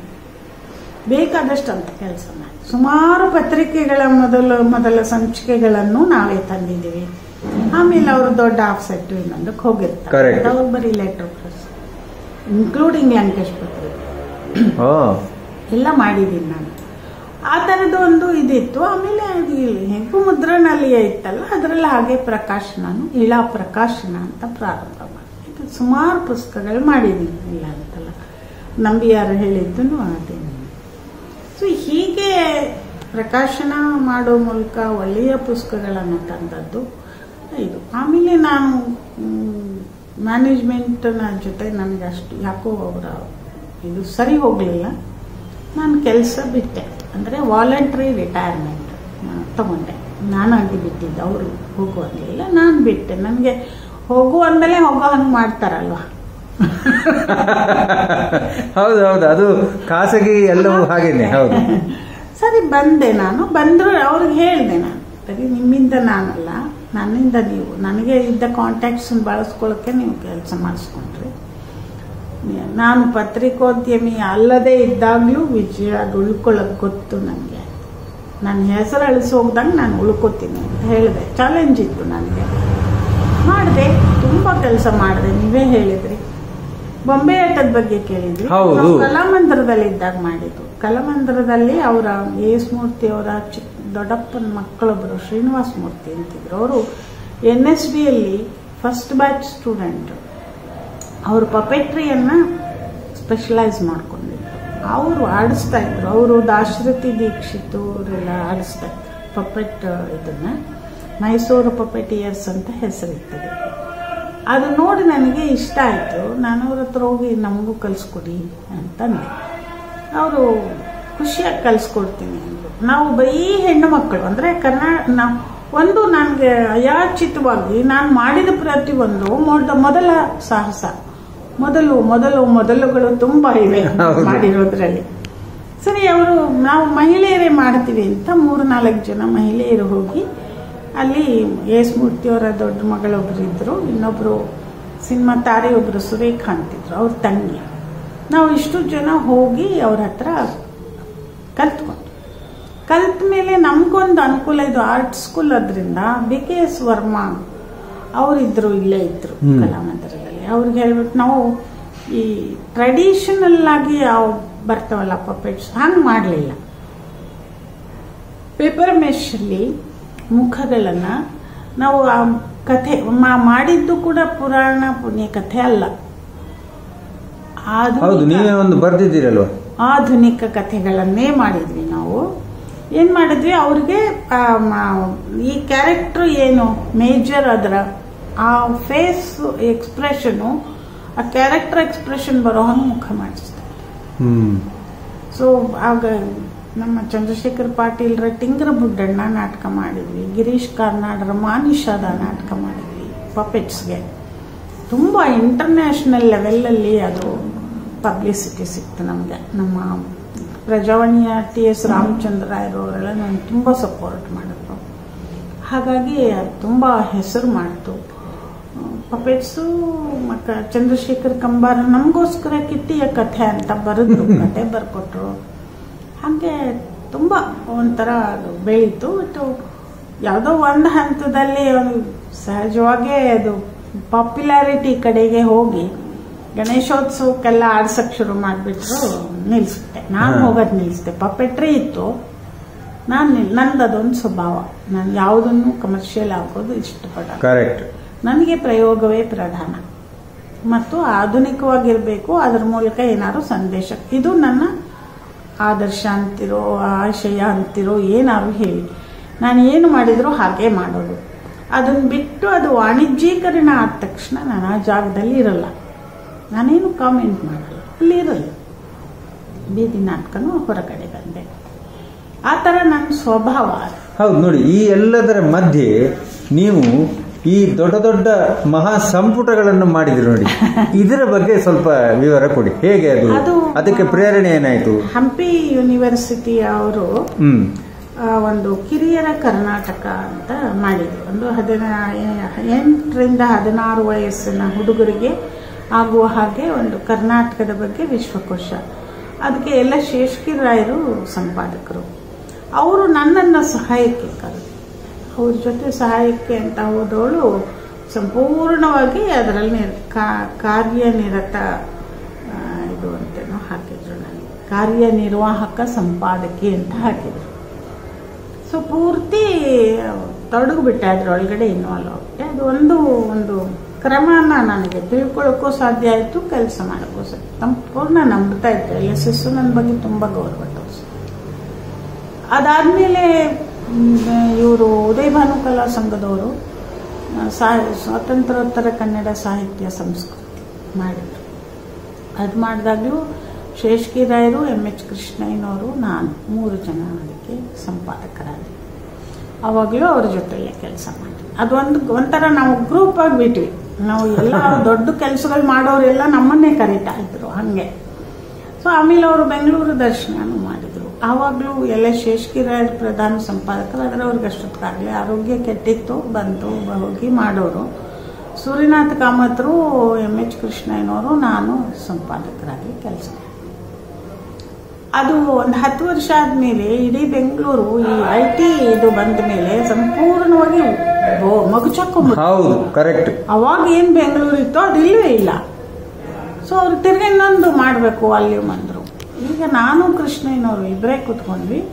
ಬಟ್ ಸ್ವಲ್ಪ ಹೆಚ್ಚು ಕೆಲಸ ಮಾಡಕ್ಕೆ ನನಗೆ, ಯಾಕೆಂದರೆ ನನಗೆ ಪ್ರಾಕ್ಟಿಕಲಾಗಿ ಮಾಡೋದು ಗೊತ್ತು. ಅವರುಗಳು ಲೇಖನಗಳು ಚೆನ್ನಾಗಿದೆಯಾ, ಸರಿಗಿದೆಯಾ, ಅಥೆಂಟಿಕ್ ಆಗಿದೆಯಾ ಅಷ್ಟೇ ನೋಡಬಲ್ಲರವರು. ಈ ಟೆಕ್ನಿಕಲ್ ಆಗಿ ನನಗೆ ಗೊತ್ತು. ಹಾಗಾಗಿ ಕಲಾವಿದರು ಬರ್ಸೋದು, ಇಡಿಸೋದು, ಮತ್ತು ಅದರಲ್ಲಿ ಲೇಔಟ್ ಮಾಡೋದು, ಫೋಟೋಸ್ ಕಲೆಕ್ಟ್ ಮಾಡೋದು ಎಲ್ಲವನ್ನೂ ಮಾಡ್ತೀವಿ ಹೆಚ್ಚು ಅಂಶ. ಹಾಗಾಗಿ ನಂಗೆ ಅದೊಂಥರ ಪರಿಣತಿ ಬಂದುಬಿಟ್ಟಿದೆ, ಹಂಗೆ ಹೇಳ್ಬೋದು. ಆಮೇಲೆ ಇವರು ನವಕರ್ನಾಟಕದವರು ಕಲಾದರ್ಶನ, ಕರ್ನಾಟಕ ಕಲಾದರ್ಶನ ಅಂತ ಕರ್ನಾಟಕದ ಸಮಗ್ರ ಕಲೆಗಳ ಬಗ್ಗೆ ವಾಲ್ಯೂಮ್ಸ್, ಎರಡೆರಡು ವಾಲ್ಯೂಮ್ ನಿಮಗೋಸ್ಕರ ತೋರಿಸ್ತೀನಿ. ಆಮೇಲೆ ಇದು ಬೆಂಗಳೂರು ದರ್ಶನ 3 ವಾಲ್ಯೂಮ್, 1000 ಪುಟದ 10,000 ಏನೋ ಫೋಟೋಗ್ರಾಫ್ಸ್ ಇದೆ. ಅದು ಕಲಾದರ್ಶನೂ ಹಾಗೇನೆ 8,000 ಫೋಟೋಗ್ರಾಫ್ಸ್ ಆಲ್ ಓವರ್ ಕರ್ನಾಟಕ. ಅದೊಂದು ಮಾಹಿತಿ ಮಾಡಿದೆ. ಹಾಗೆ ಒಂಥರ ನನ್ನ ಗೆಳೆಯರು ಹೇಳ್ತಿರ್ತಾರೆ, ಎಚ್.ಎಸ್. ರಾಘವೇಂದ್ರ ಅವರೆಲ್ಲ ಹೇಳ್ತಿರ್ತಾರೆ, ನೀವು ಈ ಸುಮಾರು ಒಂದು 25-30 ವರ್ಷ ಒಂದೊಂದು ಪ್ರಾಜೆಕ್ಟು 3 ವರ್ಷ 4 ವರ್ಷ ಆಗಿದೆ. ಹೌದು, ಕರೆಕ್ಟ್. 25-30 ವರ್ಷ ನೀವು ನಿಮ್ಮ ಜೀವನದಲ್ಲಿ ಇಂಥದಕ್ಕೆ ಕಳೆದು ಬಿಟ್ಟಿದ್ದೀರಿ. ಅದನ್ನೇನಾದ್ರು ನೀವು ಬೇರೆ ಬರವಣಿಗೆ ಕಡೆ ಹಾಕಿದ್ರೆ ಎಷ್ಟು ಬರೀತಿದ್ರು ಅಂತ.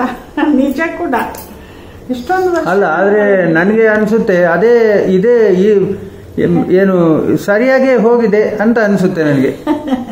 ಅಂದ್ರೆ ನೀವು ನೋಡಿ, ನಿಮ್ಮ ಏನು ಬಾಲ್ಯವನ್ನು ಮತ್ತೆ ಪೂರ್ವ ಜೀವನವನ್ನು ನಾವು ಗಮನಿಸಿದ್ರೆ ಸಂಪೂರ್ಣ ಬೇರೆ.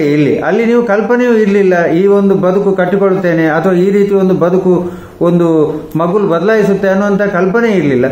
ಇಲ್ಲಿ ಇದಕ್ಕೆ ನೀವು ಆಗ ಬೆಂಗಳೂರಿಗೆ ಮಗುಲು ಬದಲಾಯಿಸ್ತು ಅಂತ ಹೇಳ್ದಂಗೆನೆ ಇಲ್ಲಿ ಸಂಪೂರ್ಣವಾಗಿ ಮಗುಲು ಬದಲಾಯಿಸ್ಕೊಳ್ತು. ಅಂದ್ರೆ ಹೌದು, ಅದೊಂದು ರೀತಿ ನಿಮ್ಗೆ ಸ್ವಯಂ ನಿಮ್ಗೂ ಒಂದು ಆಶ್ಚರ್ಯ. ನಿಮ್ಮ ಬದುಕನ್ನ ದೂರದಿಂದ ಆದ್ರೂ, ಈಗ ನಾನು ನಿಮ್ಗೆ ಬಹಳ ವಯಸ್ಸಿನಲ್ಲಿ ಸಣ್ಣವನು ಆದ್ರೂ ಕೂಡ ನನಗೂ ಅದು ಬಹಳ ಒಂದು ಕೌತುಕವೇ. ನನಗೆ ಒಂದು ಸ್ನೇಹ ವಲಯ ಅಂತ ಒಂದು ಮಾಡ್ಕೊಂಡೆ. ಅದು ಯಾಕೆ ಮಾಡಿದೆ ಅಂದರೆ, ಉದಯವಾಣಿಯಲ್ಲಿ ಒಬ್ಬ ಕಲಾವಿದ ಇದ್ದ ರಾಸೂರಿ ಅಂತ, ಅವನಿಗೆ ಒಂದು ಅವಾರ್ಡ್ ಬಂತು, ನ್ಯಾಷನಲ್ ಅವಾರ್ಡ್ ಲೇಔಟ್ಗೆ. ನಾವು ಕಾಂಪಿಟೇಷನ್ ಅಂದರೆ ನಮಗೂ ಪ್ರಜಾವಾಣಿಗೂ ದೀಪಾವಳಿ ಸಂಚಿಕೆ ಕಾಂಪಿಟೇಷನ್, ನಾನು ಎಲ್ಲರೂ ಗುರ್ಸೋದೇ ಉದಯವಾಣಿ ದೀಪಾವಳಿ ಸಂಚಿಕೆ ಮುಖಾಂತರ. ಅಷ್ಟು ತೊಡಗು ಬಿಡ್ತಾ ಇದ್ದೆ ಅದರಲ್ಲಿ. Competition to the maximum core. ಯಾವ ಮಟ್ಟಕ್ಕೆ ಅಂದರೆ, ಒಂದ್ಸಲ ಏನು ಮಾಡಿದೆ ನಾನು, ಟಿ.ಎಸ್. ರಾಮಚಂದ್ರ ರಾಯರ್ ಕೈಲೊಂದು ಲೇಖನ, ಆಮೇಲೆ ವೈಕುಂಠರಾಜು ಕೈಲೊಂದು ಕಥೆ.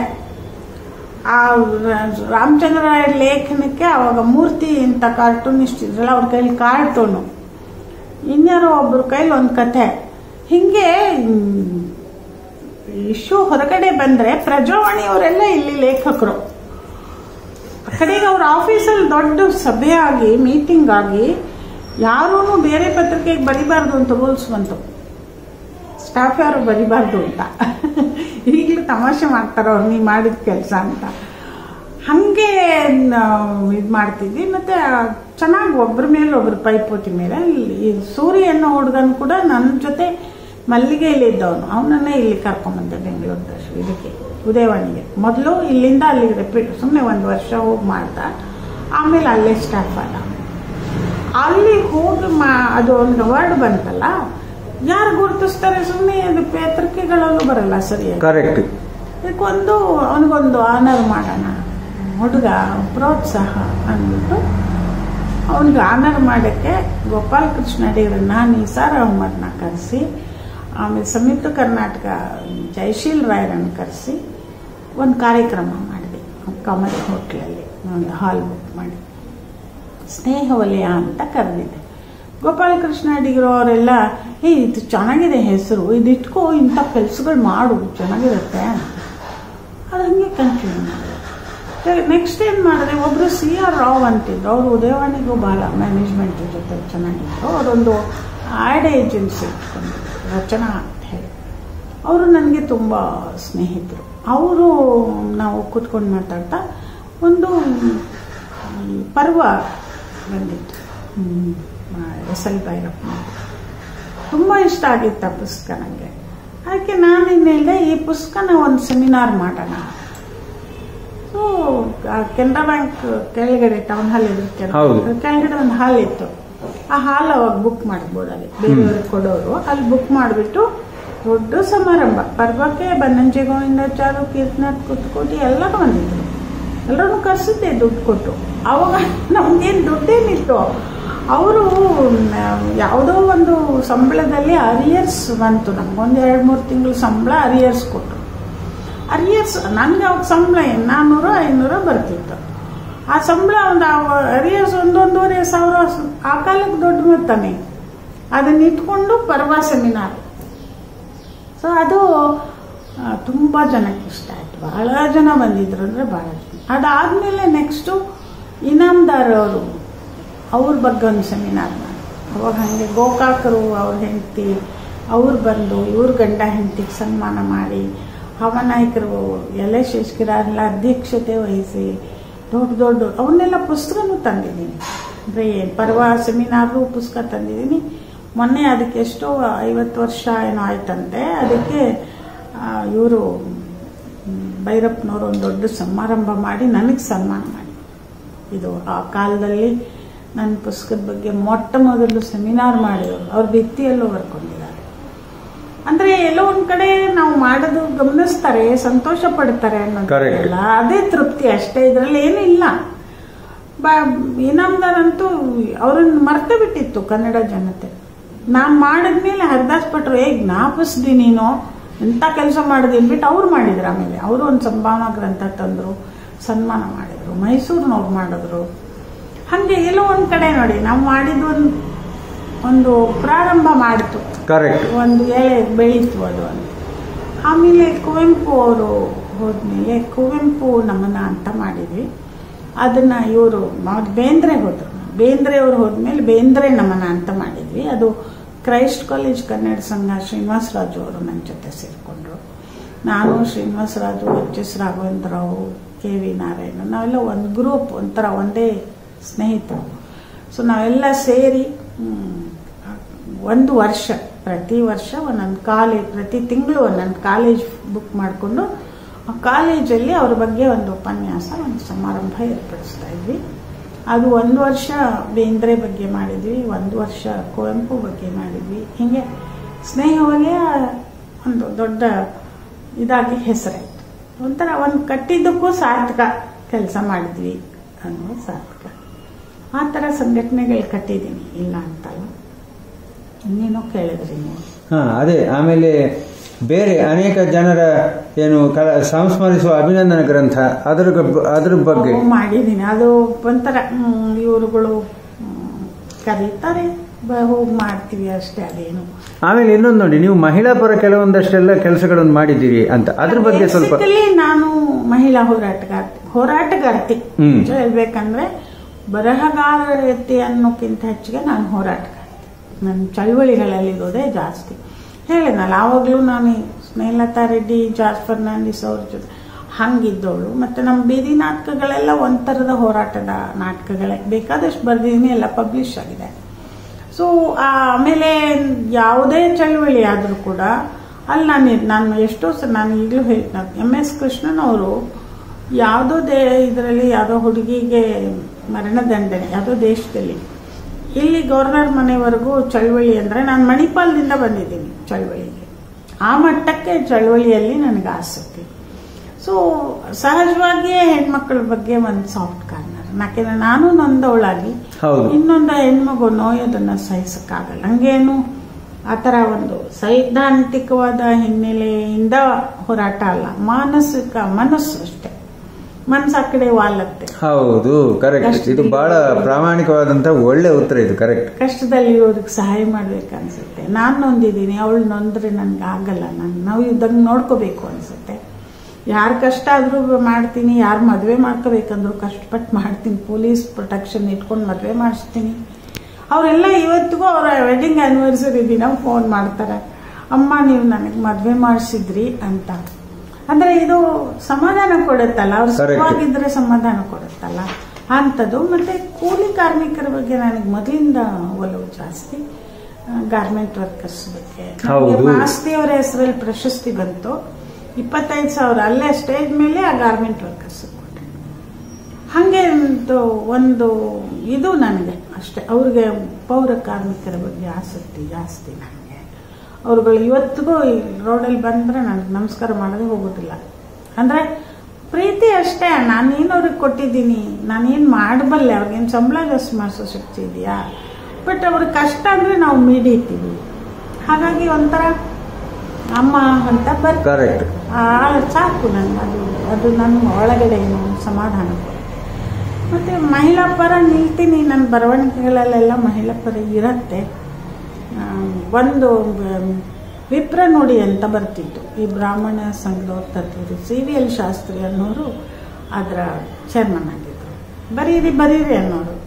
ನಾನು ಈ ಜಾತಿ ಇದಕ್ಕೆಲ್ಲ ಬರೆಯಲ್ಲ ರೀ ನಾನು, ಕರೆಕ್ಟ್, ಸೈಟ್ ಕೊಡಿಸ್ತೀನಿ ನಾನು. ಅವರು ರಿಯಲ್ ಎಸ್ಟೇಟಲ್ಲಿದ್ದು, ನಿಂಗೆ ಸೈಟ್ ಕೊಡಿಸ್ತೀನಿ, ನಮಗೆ ಮೆಂಬರ್ ಆಗೋ ಅನ್ನೋರು. ಇಲ್ಲ, ನಾವು ಮೆಂಬರ್ ಜಾತಿ ಗೀತಿ ಬೋರ್ಡ್ ಹಾಕೊಂಡವ್ರು ಇಂಥ ಬರಲ್ಲ ನಾನು. ಕರೆಕ್ಟ್. ಅವ್ರು ಬರೀಲೇಬೇಕಂತ ಹಠ ಮಾಡಿದ್ರೆ ನಾನು ಬರೆದಿದ್ದೆಲ್ಲ ಹಾಕ್ತೀರಾ? ಹಾಕ್ತೀವಿ. ಆ ಕಮಿಟ್ಮೆಂಟ್ ಮೇಲೆ ಅವ್ರಿಗೆ ಬರೀತಿದ್ದೆ ಲೇಖನಗಳು ಎಲ್ಲ. ಈ ಮಹಿಳೆಯರು ಅನ್ಕೊಂಡು ಲಲ್ಲೇಶ್ವರಿ ಬಗ್ಗೆ ಬರೆದೆ. ಆಮೇಲೆ ಕೈಕೇಯಿಯನ್ನ ಕೆಟ್ಟವಳು ಅನ್ನತ್ತಲ್ವಾ, ಅವಳಿಂದ ಇದಾಯ್ತು, ರಾಮ ವನವಾಸಕ್ಕೆ ಹೋದ, ಅವಳು ಕೇಡಿನ ಹುತ್ತ ಅಲ್ಲ ಅಂತ ಆರ್ಗ್ಯೂ ಮಾಡಿದ್ದು. ಆ ಥರ ಅಹಲ್ಯೆ ಬಗ್ಗೆ ಹೀಗೆ. ಅಂದರೆ ಯಾವ ಪಾತ್ರಗಳನ್ನು ಕೆಟ್ಟವಳು ಅಂತ ಬಿಂಬಿಸಿದಾರೋ ಆ ಕೆಟ್ಟತನ ಅಂತ ಹೇಳೋದ್ರ ಹಿಂದೆ ಒಳಗಿದ್ದಂಥ ಮನಸ್ಥಿತಿ ಕರೆಕ್ಟ್. ಹಾಗೆ ಒಂದಷ್ಟು ಲೇಖನಗಳನ್ನು ಬರೆದಿದ್ದೀನಿ. ಅವೆಲ್ಲ ಪುಸ್ತಕಗಳೆಲ್ಲ ಪ್ರಿಂಟ್ ಆಗಿವೆ. ಅಂದರೆ ಎಲ್ಲೇ ಇರಲಿ, ನಾನು ಅದು ಬ್ರಾಹ್ಮಣ ತರ್ತಿದ್ದ ಪತ್ರಿಕೆ ಆದರೂ ನಾನು ಹೇಳಿದ್ದ ಅವ್ರಿಗೆ ವಿರುದ್ಧವಾದ್ದೆ. ಇದು ನನಗೇನು ಮಾಡ್ಬೇಕನ್ಸುತ್ತೋ, ನನ್ನ ಅಂತರಾತ್ಮ ಏನು ಹೇಳುತ್ತೋ ಅದನ್ನೇ ಮಾಡ್ತೀನಿ ಹೊರತು ನಾನು ಎಲ್ಲಿ ನಿಂತರೂ ನಾನು ಆಗಲೇ ಹೇಳಿದೆ, ನಾನು ಒಂದು ಸ್ವಲ್ಪ ಕಾಲ ಸಂಘ ಪರಿವಾರದ ಜೊತೆ ಇದ್ದೆ ಅಂತ. ಇವಾಗಲೂ ನನಗೆ ಅದು ತಿಳುವಳಿಕೆ ಬಂದ ಮೇಲೆ ಅಲ್ಲಿಂದ ಹೊರಗೆ ಬಂದೆ. ಹೌದು, ನಾನು ಕೂಡ ಎಳವೆಯಲ್ಲಿ ಬಾಲ್ಯದಲ್ಲಿ ಇದ್ದೆ. ಅದು ಯಾಕೆ ಇದ್ದದಂತಂದ್ರೆ ಅಲ್ಲಿ ಆಟಗಳು ಆಡ್ತೀವಲ್ಲ, ಏನೇನೋ ಕಬಡ್ಡಿಯೋ ಮತ್ತೊಂದು ಇನ್ನೊಂದು, ಅದು ಮಕ್ಕಳನ್ನು ಸೆಳೆಯುತ್ತೆ ಸಹಜವಾಗಿ. ಆಮೇಲೆ ನಮ್ಗೆ ಬುದ್ಧಿ ಬಂದೇಟಿಗೆ ಗೊತ್ತಾಗುತ್ತೆ, ಓಹೋ ನಾವು ತಪ್ಪು ಜಾಗದಲ್ಲಿ ಇದ್ದೀವಿ ಅಂತ ಗೊತ್ತಾಗುತ್ತೆ. ಹೊರಗಡೆ ಬರ್ತೀವಿ. ಕಳಿಸ್ತಿದ್ದೆ ಶಾಖೆಗೆ, ಅವರನ್ನು ಬಿಡಿಸಿದೆ. ಬೇರೆ ತರ ಯೋಚನೆ ಮಾಡೋಕ್ಕೆ ಸಾಧ್ಯ ಆಯ್ತು. ಬೇರೆ ಪುಸ್ತಕಗಳನ್ನು ಓದಿದೆ. ನನಗೆ ಮಾಸ್ತಿ ಅಂತವರು ನನ್ನ ಬರವಣಿಗೆ ಅಂತಿದ್ದರು. ಮಾಸ್ತಿ ಅವರು, ನಾನು ಹೇಳಿದೆ ನನ್ನ ಗಂಡನ ಜೊತೆ ನನ್ನ ಕ್ಲಾಶು, ಆ ಗಳಿಗೆಯಲ್ಲಿ ಅವರು ಅದೆಲ್ಲ ಅದರಲ್ಲಿ ಇದೆ, ನಾನು ಹೋಗಲ್ಲ. ಆ ಗಳಿಗೆ ಮಾಸ್ತಿ ಅವರೇ ಫಸ್ಟ್ ಗೊತ್ತಾಗಿದ್ದವ್ರಿಗೆ ನನಗೇನು ಕಷ್ಟ ಆಯಿತು ಅನ್ನೋದು. ಒಂದು ಪಬ್ಲಿಕ್ ಸ್ಪೇಸಲ್ಲಿ ಆಗಿದ್ದ ಕಷ್ಟ. ಅವರು ನೆಕ್ಸ್ಟ್ ಡೇ ನನ್ನನ್ನು ಕರೆಸಿ, ನಾನು ಈ ತೀರ್ಮಾನ ತಗೊಂಡು ಬಿಟ್ಟು ಹಾಕು ಅಂತ. ನೀವು ನಂಬ್ತೀರಾ? ಸಂಪ್ರದಾಯಸ್ಥಗ ಆಸ್ತಿ ಅಲ್ಲ, ನೀನು ಸ್ವತಂತ್ರವಾಗಿ ಬದುಕು, ನಾವೆಲ್ಲ ಇದ್ದೀವಿ ಅಂತ ನನಗೆ ಹೇಳಿ ಗಟ್ಟಿ ತುಂಬಿದವರು, ನನಗೆ ಧೈರ್ಯ ತುಂಬಿದವರು. ವಿ ಸಿದ್ದರಾಮಯ್ಯ ಇವರೆಲ್ಲ ನನ್ನ ಬರವಣಿಗೆಗೆ ನಾನು ಹೇಳಿದೆ ಒಂಥರ ಬರೀತಿದ್ದೆ. ಕಾಂಪೌಂಡ್ ಸೆಂಟೆನ್ಸಸ್ಸು, ಒಂದು ಪ್ಯಾರ ಒಂದು ವಾಕ್ಯ ಇರೋದು. ಅವರು ಹಂಗೆ ಬರಿಬಾರ್ದು. ಆಮೇಲೆ ನಾವು ಬರೆಯುವಾಗ ಹೀಗೆ ಹೇಳುವುದರಲ್ಲಿ ತಪ್ಪಿಲ್ಲ ಎಂದು ಭಾವಿಸುತ್ತೇನೆ ಅಲ್ವಾ. ಅದನ್ನು ಬೈಯೋರು ಮಾಸ್ತಿ, ಯಾಕೆ ನಿಂಗೇನು ಡೌಟಾ, ನಾನು ಹಿಂಗೆ ಹೇಳ್ತೀನಿ ಅಂತ ಹೇಳು. ಹೀಗೆ ಹೇಳುವುದರಲ್ಲಿ ಯಾರಿಗೆ ಹೇಳ್ತಿದ್ಯಾ ನೀನು, ಕರೆಕ್ಟ್ ಇದ್ದೇ ಸರಿ ಅಂತ ಹೇಳು. ವಾಕ್ಯ ಚಿಕ್ಕದು ಮಾಡು, ತುಂಡು ವಾಕ್ಯ ಇರಬೇಕು, ಸರಳ ವಾಕ್ಯ ಇರಬೇಕು. ಇವೆಲ್ಲ ಹೇಳಿಕೊಟ್ಟವರು ಮಾಸ್ತಿ. ನನ್ನ ಪ್ರತಿಯೊಂದು ಬರವಣಿಗೆ ಪತ್ರಿಕೆ ತರಿಸಿ ಓದೋರು, ಅದ್ರ ಮೇಲೆ ಕಾಮೆಂಟ್ ಮಾಡೋರು. ಅಂತ ಅವರ ಆಶೀರ್ವಾದ ಇದ್ದದ್ರಿಂದ, ಆಶ್ರಯ ಇದ್ದದ್ರಿಂದ ನಾನು ಬದುಕನ್ನು ಕಟ್ಕೊಳ್ಳೋಕ್ಕಾಯ್ತು. ನನ್ನ ಮಕ್ಕಳನ್ನು ಒಳ್ಳೆ ಮಕ್ಕಳಾಗಿ ಬೆಳೆಸಿದ್ದೀನಿ. ನನಗೇನು ಗಂಡನಿಂದ ತೊಂದರೆ ಆಯಿತು ಅಂತಂದು ಹೇಳಿದ್ರು ಇದು ಹೇಳೋದಕ್ಕೆ ಹೇಳ್ತಿದ್ದೀನಿ ಹೊರತು ನಾನು ಎಂದೂ ಆತನ ಬಗ್ಗೆ ಕೆಟ್ಟದಾಗಿ ಯೋಚನೆ ಮಾಡಲ್ಲ. ಕೆಟ್ಟವರು ಅಂತ ಹೇಳಲ್ಲ. ನನ್ನ ಮಕ್ಕಳು ಕೆಟ್ಟವರು ಅಂದರೆ ನಾನು ಒಪ್ಪಲ್ಲ, ಯಾರೂ ಮಾನು ಕೊಡೋದು. ಅವರವರು ನನಗೆ ಒಂದೇನು ಪಾಲಿಸಿ ಅಂದರೆ, ಅದು ಕೆಟ್ಟದಾಯಿತು ಅಂದರೆ ಕೆಟ್ಟದು ನನಗೆ ಕೆಟ್ಟದ್ದು ಅನಿಸಿರ್ಬೋದು, ಮಾಡ್ತಾ ಇರೋನು ನಾನು ಒಳ್ಳೇದೇ ಮಾಡ್ತಿದ್ದೀನಿ ಅಂದ್ಕೊಂಡು ಮಾಡಿರ್ಬೋದು. ಕರೆಕ್ಟ್. ಕೆಟ್ಟದು ಅವನವನಿಗೆ ಅವನೊಂದು ಕಾರಣ ಇರುತ್ತೆ. ಒಬ್ಬೊಬ್ಬರು ಒಂದೊಂಥರ ರಿಯಾಕ್ಟ್ ಮಾಡ್ತಾರೆ. ಅದರಿಂದ ನಾನು ಯಾರನ್ನೂ ಕೆಟ್ಟವರು ಅಂತ ಭಾವಿಸ್ಕೊಂಡಿಲ್ಲ. ನನ್ನ ಬದುಕಿನಲ್ಲಿ ಯಾರನ್ನೂ ಕೆಟ್ಟವರು ಅನ್ನಲ್ಲ, ಯಾರನ್ನೂ ದ್ವೇಷ ಮಾಡಲ್ಲ. ಇದು ನನ್ನ ಬದುಕಿನ ಬಹುಮುಖ್ಯವಾದ ಆಶ್ರಯ. ಮೇಡಮ್, ಈ ಎಲ್ಲ ಕೆಲಸಗಳ ಜೊತೆ ನೀವು ಬಹಳ ಈ ಜನ ಸಮುದಾಯಕ್ಕೆಲ್ಲ ಬಹಳ ಆಕರ್ಷಣೀಯವಾದಂತಹ ಒಂದು ಸಿನಿಮಾ ಕ್ಷೇತ್ರ, ಅದರಲ್ಲೂ ನೀವು ಅದ್ವಿತೀಯವಾದಂತಹ ಕೆಲಸವನ್ನು ಮಾಡಿದವರು. ಅಂದರೆ ಚಲನಚಿತ್ರೋತ್ಸವ ಇವತ್ತಿಗೂ ಅದನ್ನು ಬಹಳ ಒಂದು ಗೌರವದಿಂದ ನೆನಪು ಮಾಡ್ಕೊಳ್ತಾರೆ ಚಲನಚಿತ್ರೋದ್ಯಮದವರು. ಸೊ ಈ ಬಗ್ಗೆ ಸ್ವಲ್ಪ ಹೇಳ್ತೀರಿ ಮೇಡಮ್? ಒಂದು 70ರ ದಶಕದಿಂದಲೂ ನನಗೆ ಸಿನಿಮಾ ಸಂಪರ್ಕ ಇತ್ತು. ಅದು ಸ್ನೇಹವಾಗಿ ಅವನೇನೋ ಮಲ್ಲಿಗೆಯಲ್ಲಿದ್ದೇನೋ ಸಣ್ಣ ಪುಟ್ಟ ಬರೀತಾ ಇದ್ದೆ. ತುಷಾರಕ್ಕೆ ಬಂದ ಮೇಲೆ ಅವರು 77ರಲ್ಲಿ ತುಷಾರಕ್ಕೆ ಬಂದ ಮೇಲೆ ಉದಯವಾಣಿಗೆ ಸಿನಿಮಾ ಪೇಜು ಸ್ವಲ್ಪ ಜರ್ನಲಿಸಮ್ ಮಾಡ್ತಾ ಇದ್ದೆ. ಯಾಕಂದ್ರೆ ಬೆಂಗಳೂರಿನಲ್ಲಿ ಇದ್ದವಳು ನಾನು ಒಬ್ಳೆ ಅವಾಗ, ಹಾಗಾಗಿ ನಾನೇ ನೋಡ್ಕೋಬೇಕಾಗಿತ್ತು. ಆಮೇಲೆ ಈಶ್ವರ ಭಟ್ರು ಬಂದರು, ಈಶ್ವರ ದೈತೋಟ್ರು ಬಂದರು, ಆಮೇಲೆ ಆಫೀಸ್ ಆಯಿತು ಇಲ್ಲ ಆಮೇಲಿಂದು. ಅದಕ್ಕೆ ಮೊದಲೆಲ್ಲ ನಮಗೆ ಆಫೀಸು ಇಲ್ಲ, ಎಲ್ಲಿಂದ ಅಲ್ಲೇ ಆಫೀಸು. ಆಮೇಲೆ ಅವರು 77ರಲ್ಲಿ ರೂಪತಾರ ಅಂತ ಸಿನಿಮಾ ಪತ್ರಿಕೆ ಪ್ರಾರಂಭ. ಹೌದು. ಆಟೋಮ್ಯಾಟಿಕ್ ಆಗಿ ನಾನು ಅದಕ್ಕೆ ಕೆಲಸ ಮಾಡಲೇಬೇಕಾಯ್ತು. ಹಂಗೆ ಶುರುವಾಗಿದ್ದು ಒಳಕ್ಕೆ, ಉದ್ಯಮದ ಒಳಕ್ಕೆ. ಮೊದಲು ಅಂದರೆ ಯಾರೋ ಪುಟ್ಟಣ್ಣ ಈ ಥರದವ್ರ ಪರಿಚಯ ಇತ್ತು ಅಷ್ಟೇ. ಒಳಗೆ ಹೋದ್ಮೇಲೆ ಅದು ಪತ್ರಿಕೆಯನ್ನ ವಿನೂತನವಾಗಿ, ನಮಗೆ Vijay Chitra was a very big competition. ಅದು ಭಾಳ ಭದ್ರವಾಗಿತ್ತು, ಮದ್ರಾಸಲ್ಲಿತ್ತು. ಸಿನಿಮಾ ಇಂಡಸ್ಟ್ರಿ ಮದ್ರಾಸಲ್ಲಿ ಇತ್ತಲ್ಲ ಮೊದಲು, ಹಾಗಾಗಿ ನಮಗೆ ಕಷ್ಟ ಆಗ್ತಿತ್ತು ಕೆಲವು ಸಲ. ಈ ಸಾಂಗ್ ರೆಕಾರ್ಡಿಂಗ್ ಎಲ್ಲ ಬಹಳ ಕಾಲ ಅಲ್ಲೇ ಇತ್ತು. ನಮ್ಮ ಕಾಲದಲ್ಲೂ ಇನ್ನೂ ಅಲ್ಲೇ ನಡೀತಿತ್ತು, ನಮ್ಗೆ ಇಲ್ಲ ಆಗ್ತಾನೆ ಇಲ್ಲ, ಸಂಕೇತ ಬರೋವರೆಗೂ ಇಲ್ಲ. ಹಾಗಾಗಿ ನಮಗೆ ವಿಭಿನ್ನವಾಗಿ ಮಾಡದೆ ಹೋದ್ರೆ ನಾವು ಉಳಿಯೋಕೆ ಸಾಧ್ಯ ಇಲ್ಲ. ಸುಮ್ಮನೆ ಗ್ಲಾಮರಸ್ ಆಗಿ ಮಾಡೋಂಗಿಲ್ಲ. ಯಾಕೆ ನೀವು ಹಳೆ ರೂಪತಾರಗಳು ತೆಗೆದ್ರೆ ನಾವು ಮಾಡಿರೋ ಇಂಟರ್ವ್ಯೂಗೆ ಏನ್ ಮಾಡ್ತಿದ್ದೆ, ಗೋಪಾಲಕೃಷ್ಣ ಅಡಿಗರು ಪುಟ್ಟಣ್ಣ ಕಣ್ಗಾಲ್ ಇಂಟರ್ವ್ಯೂ ಮಾಡೋರು. ಶಿವದಾಸ್ ಶ್ರೀನಿವಾಸನ್ ಕರ್ಕೊಂಡೋಗಿ MP ಶಂಕರ್ ಇಂಟರ್ವ್ಯೂ ಮಾಡಿಸ್ತಿದ್ದೆ. ಕಾಳೇಗೌಡ ನಾಗವರು ಬಿ ಸರೋಜದೇವಿ ಇಂಟರ್ವ್ಯೂ ಮಾಡಿದ್ದಾರೆ. ಅಂದ್ರೆ ಸಾಹಿತಿಗಳನ್ನ ಕರ್ಕೊಂಬಂದು ಸಿನಿಮಾದವ್ರು ಇಂಟರ್ವ್ಯೂ ಅಂದ್ರೆ ಭಿನ್ನವಾದ, ಅಂದ್ರೆ ಮಾಮೂಲು ಈ ಪಾತ್ರ ಏನನ್ಸುತ್ತೆ ಆ ಪಾತ್ರ ಏನನ್ಸುತ್ತೆ ಅಂತ ಇರದಲ್ಲೇ ಇಡೀ ಒಂದು ಫಾರ್ಮ್, ಆರ್ಟ್ ಫಾರ್ಮ್ ಬಗ್ಗೆನೇ ಒಂದು ಡಿಸ್ಕಷನ್, ಗಂಭೀರವಾದ ಚರ್ಚೆ ಆಗೋದು. ಅದು ಯಾರೂ ಆ ಥರ ಕಾಂಪೀಟ್ ಮಾಡೋಕ್ಕೆ ಸಾಧ್ಯ ಇರಲಿಲ್ಲ, ನನಗೆ ಸಾಧ್ಯ ಇತ್ತು. ಹಾಗಾಗಿ ಅದು ಪತ್ರಿಕೆ ಬಹಳ ಬೇರೆನೇ ಡೈಮೆನ್ಷನ್ ಪಡ್ಕೊಳ್ತು. ರೂಪತಾರಗೆ ಒಂದು ಬೇರೆ ಒಂದು ಟಚ್ ಕೊಡೋಕ್ಕೆ ಸಾಧ್ಯ ಆಯಿತು. ಮತ್ತು ಎಲ್ಲ ಥರದ್ದು ಮಾಡ್ತಾ ಇದ್ದೆ. ಅದರಲ್ಲಿ ಪ್ರತಿ ಸಿನಿಮಾನು ನೋಡಿ ವಿಮರ್ಶೆ ಬರೀತಾ ಇದೆ. ಅಪ್ ಟು 2000ವರೆಗೆ ಬಂದಿರುವ ಎಲ್ಲ ಕನ್ನಡ ಸಿನಿಮಾಗಳು ನೋಡಿದ್ದೀನಿ. ಅದ್ರ ಕೆಟ್ಟ ಸಿನಿಮಾನು ಸರಿ, ಹೌದು ಹೌದು ಕರೆಕ್ಟ್, ಅಷ್ಟಕ್ಕೂ ವಿಮರ್ಶೆಗಳು ಬರ್ತಿದ್ದೀನಿ. ಆಮೇಲೆ ಅದು ವೃತ್ತಿಯಾಗಿ ಮಾಡಿದ್ದಲ್ದಲೆ ನಾವು ಪತ್ರಕರ್ತರು ಸಂಘಟನೆ ಮಾಡಿಕೊಂಡ್ವಿ. ಪತ್ರಕರ್ತರ ಪರಿಷತ್ ಅಂತ, ಚಲನಚಿತ್ರ ಪತ್ರಕರ್ತರ ಪರಿಷತ್ ಅಂತ VN ಸುಬ್ರಾಯರು, ನಾರಾಯಣ ಸ್ವಾಮಿ ಇವರೆಲ್ಲ ದೊಡ್ಡ ದೊಡ್ಡವರೆಲ್ಲ ಇದ್ರು. ಅವರೆಲ್ಲ ಅಧ್ಯಕ್ಷರುಗಳಾದ್ರು. ಒಂದು ಅವಧಿಯಲ್ಲಿ ನಾನು ಅಧ್ಯಕ್ಷೆ ಆದೆ. ಅವಾಗೊಂದು 10 ವರ್ಷದಿಂದ ಅವರು ಪ್ರಶಸ್ತಿಗಳನ್ನ, ಒಂದು ಪ್ರಶಸ್ತಿ ಕೊಡ್ತಿದ್ವಿ ನಾವು, outstanding contribution of the year ಅಂತ ತಗೊಂಡು, ಯಾರಾದ್ರೂ ಆಗ್ಬೋದು, ಟೆಕ್ನಿಷಿಯನ್ ಯಾರು ಆಗ್ಬೋದು, ಮ್ಯೂಸಿಕ್ ಆಗ್ಬೋದು, ಏನಿ ಆಕ್ಟರ್ ಆಗ್ಬೋದು, ಹಾಗೆ ಯಾರನ್ನೂ ಒಬ್ಬರನ್ನ ಡೆಮೊಕ್ರೆಟಿಕ್ ಆಗಿ ಆರಿಸ್ಕೊಡ್ತೀವಿ. ಅದಕ್ಕೆ ಹೆಸರು ಹಿರಿಯರು ಅಂತೇಳಿ ನಾಗೇಂದ್ರ ರಾಯರ ಹೆಸರು ಇಟ್ಟಿದ್ವಿ. RNR ಪ್ರಶಸ್ತಿ 10 ವರ್ಷದ ಪ್ರಶಸ್ತಿಯನ್ನ ನಾನು ಇದ್ದಾಗ ಕೊಡ್ಬೇಕಾಯ್ತು. ಅಷ್ಟು ವರ್ಷ ನಿಂತೋಗ್ಬಿಟ್ಟಿತ್ತು. ಅವಾಗ ದುಡ್ಡಿಲ್ಲ ಆ ಸಂಸ್ಥೆಯಲ್ಲಿ, ಅಷ್ಟೊಂದು ಮಾಡೋದಕ್ಕೆ ದುಡ್ಡಿಲ್ವಲ್ಲ. ಏನು ಮಾಡಿದೆ, ಎಲ್ಲ ಪತ್ರಕರ್ತರನ್ನೇ ಸೇರಿಸಿ ನನ್ನ ಮಗ B ಸುರೇಶನ್ನ ನಾನೇ ಬರೆದಿರೋದು ಕುವೆಂಪು ಅವ್ರಿಗೂ ಒಂದು ಕಥೆನ ನಾನು ನಾಟಕ ಮಾಡಿದ್ದೆ, ಧನ್ವಂತರಿ ಚಿಕಿತ್ಸೆ. ಕುವೆಂಪು ಅವ್ರಿಗೂ ನನಗೂ ಭಾಳ ಒಡನಾಟ. ಸೊ ಅವರು ಅದನ್ನು ಒಂದು ನಾಟಕ ಮಾಡಿಸಿ ಒಂದು ಬೆನಿಫಿಟ್ ಶೋ ಮಾಡಿ, ಪತ್ರಕರ್ತರೇ ಮಾಡ್ತಾರೆ ಅಂದರೆ ಸಿನಿಮಾದವರೆಲ್ಲ ಟಿಕೆಟ್ ತಗೊಂಡಿದ್ರು. ಸುಮಾರು ಆ ಕಾಲಕ್ಕೆ 80,000 ರೂಪಾಯಿ ಕಲೆಕ್ಟ್ ಮಾಡಿದ್ದೆ ಕಲಾಕ್ಷೇತ್ರದಲ್ಲಿ ಮಾಡಿಸಿ. ಅದೆಲ್ಲ ದುಡ್ಡಿಟ್ಕೊಂಡು ಆ 10 ಪ್ರಶಸ್ತಿಗಳನ್ನು ಅಶೋಕ ಹೋಟ್ಲಲ್ಲಿ ಕಾರ್ಯಕ್ರಮ ಮಾಡಿ, ಆ ಪ್ರಶಸ್ತಿ ಕೊಡೋದಕ್ಕೆ ನಾಗೇಶ್ವರರಾವ್ನ ಕರೆಸಿದ್ದೆ ಆಂಧ್ರದಿಂದ. ಆ ಸಮಯದಲ್ಲಿ ಇವ್ರುಗಳು ನಮ್ಮ ಸಾಹಿತ್ಯದ ಬುದ್ಧಿ ಎಲ್ಲ ಹೋಗುತ್ತೆ. ಅಷ್ಟು ಜನರ ಬಗ್ಗೆನೂ ಒಂದೊಂದು ಮಾನೋಗ್ರಾಫ್ಸ್ ಪುಸ್ತಕ ಬರೆಸಿದೆ.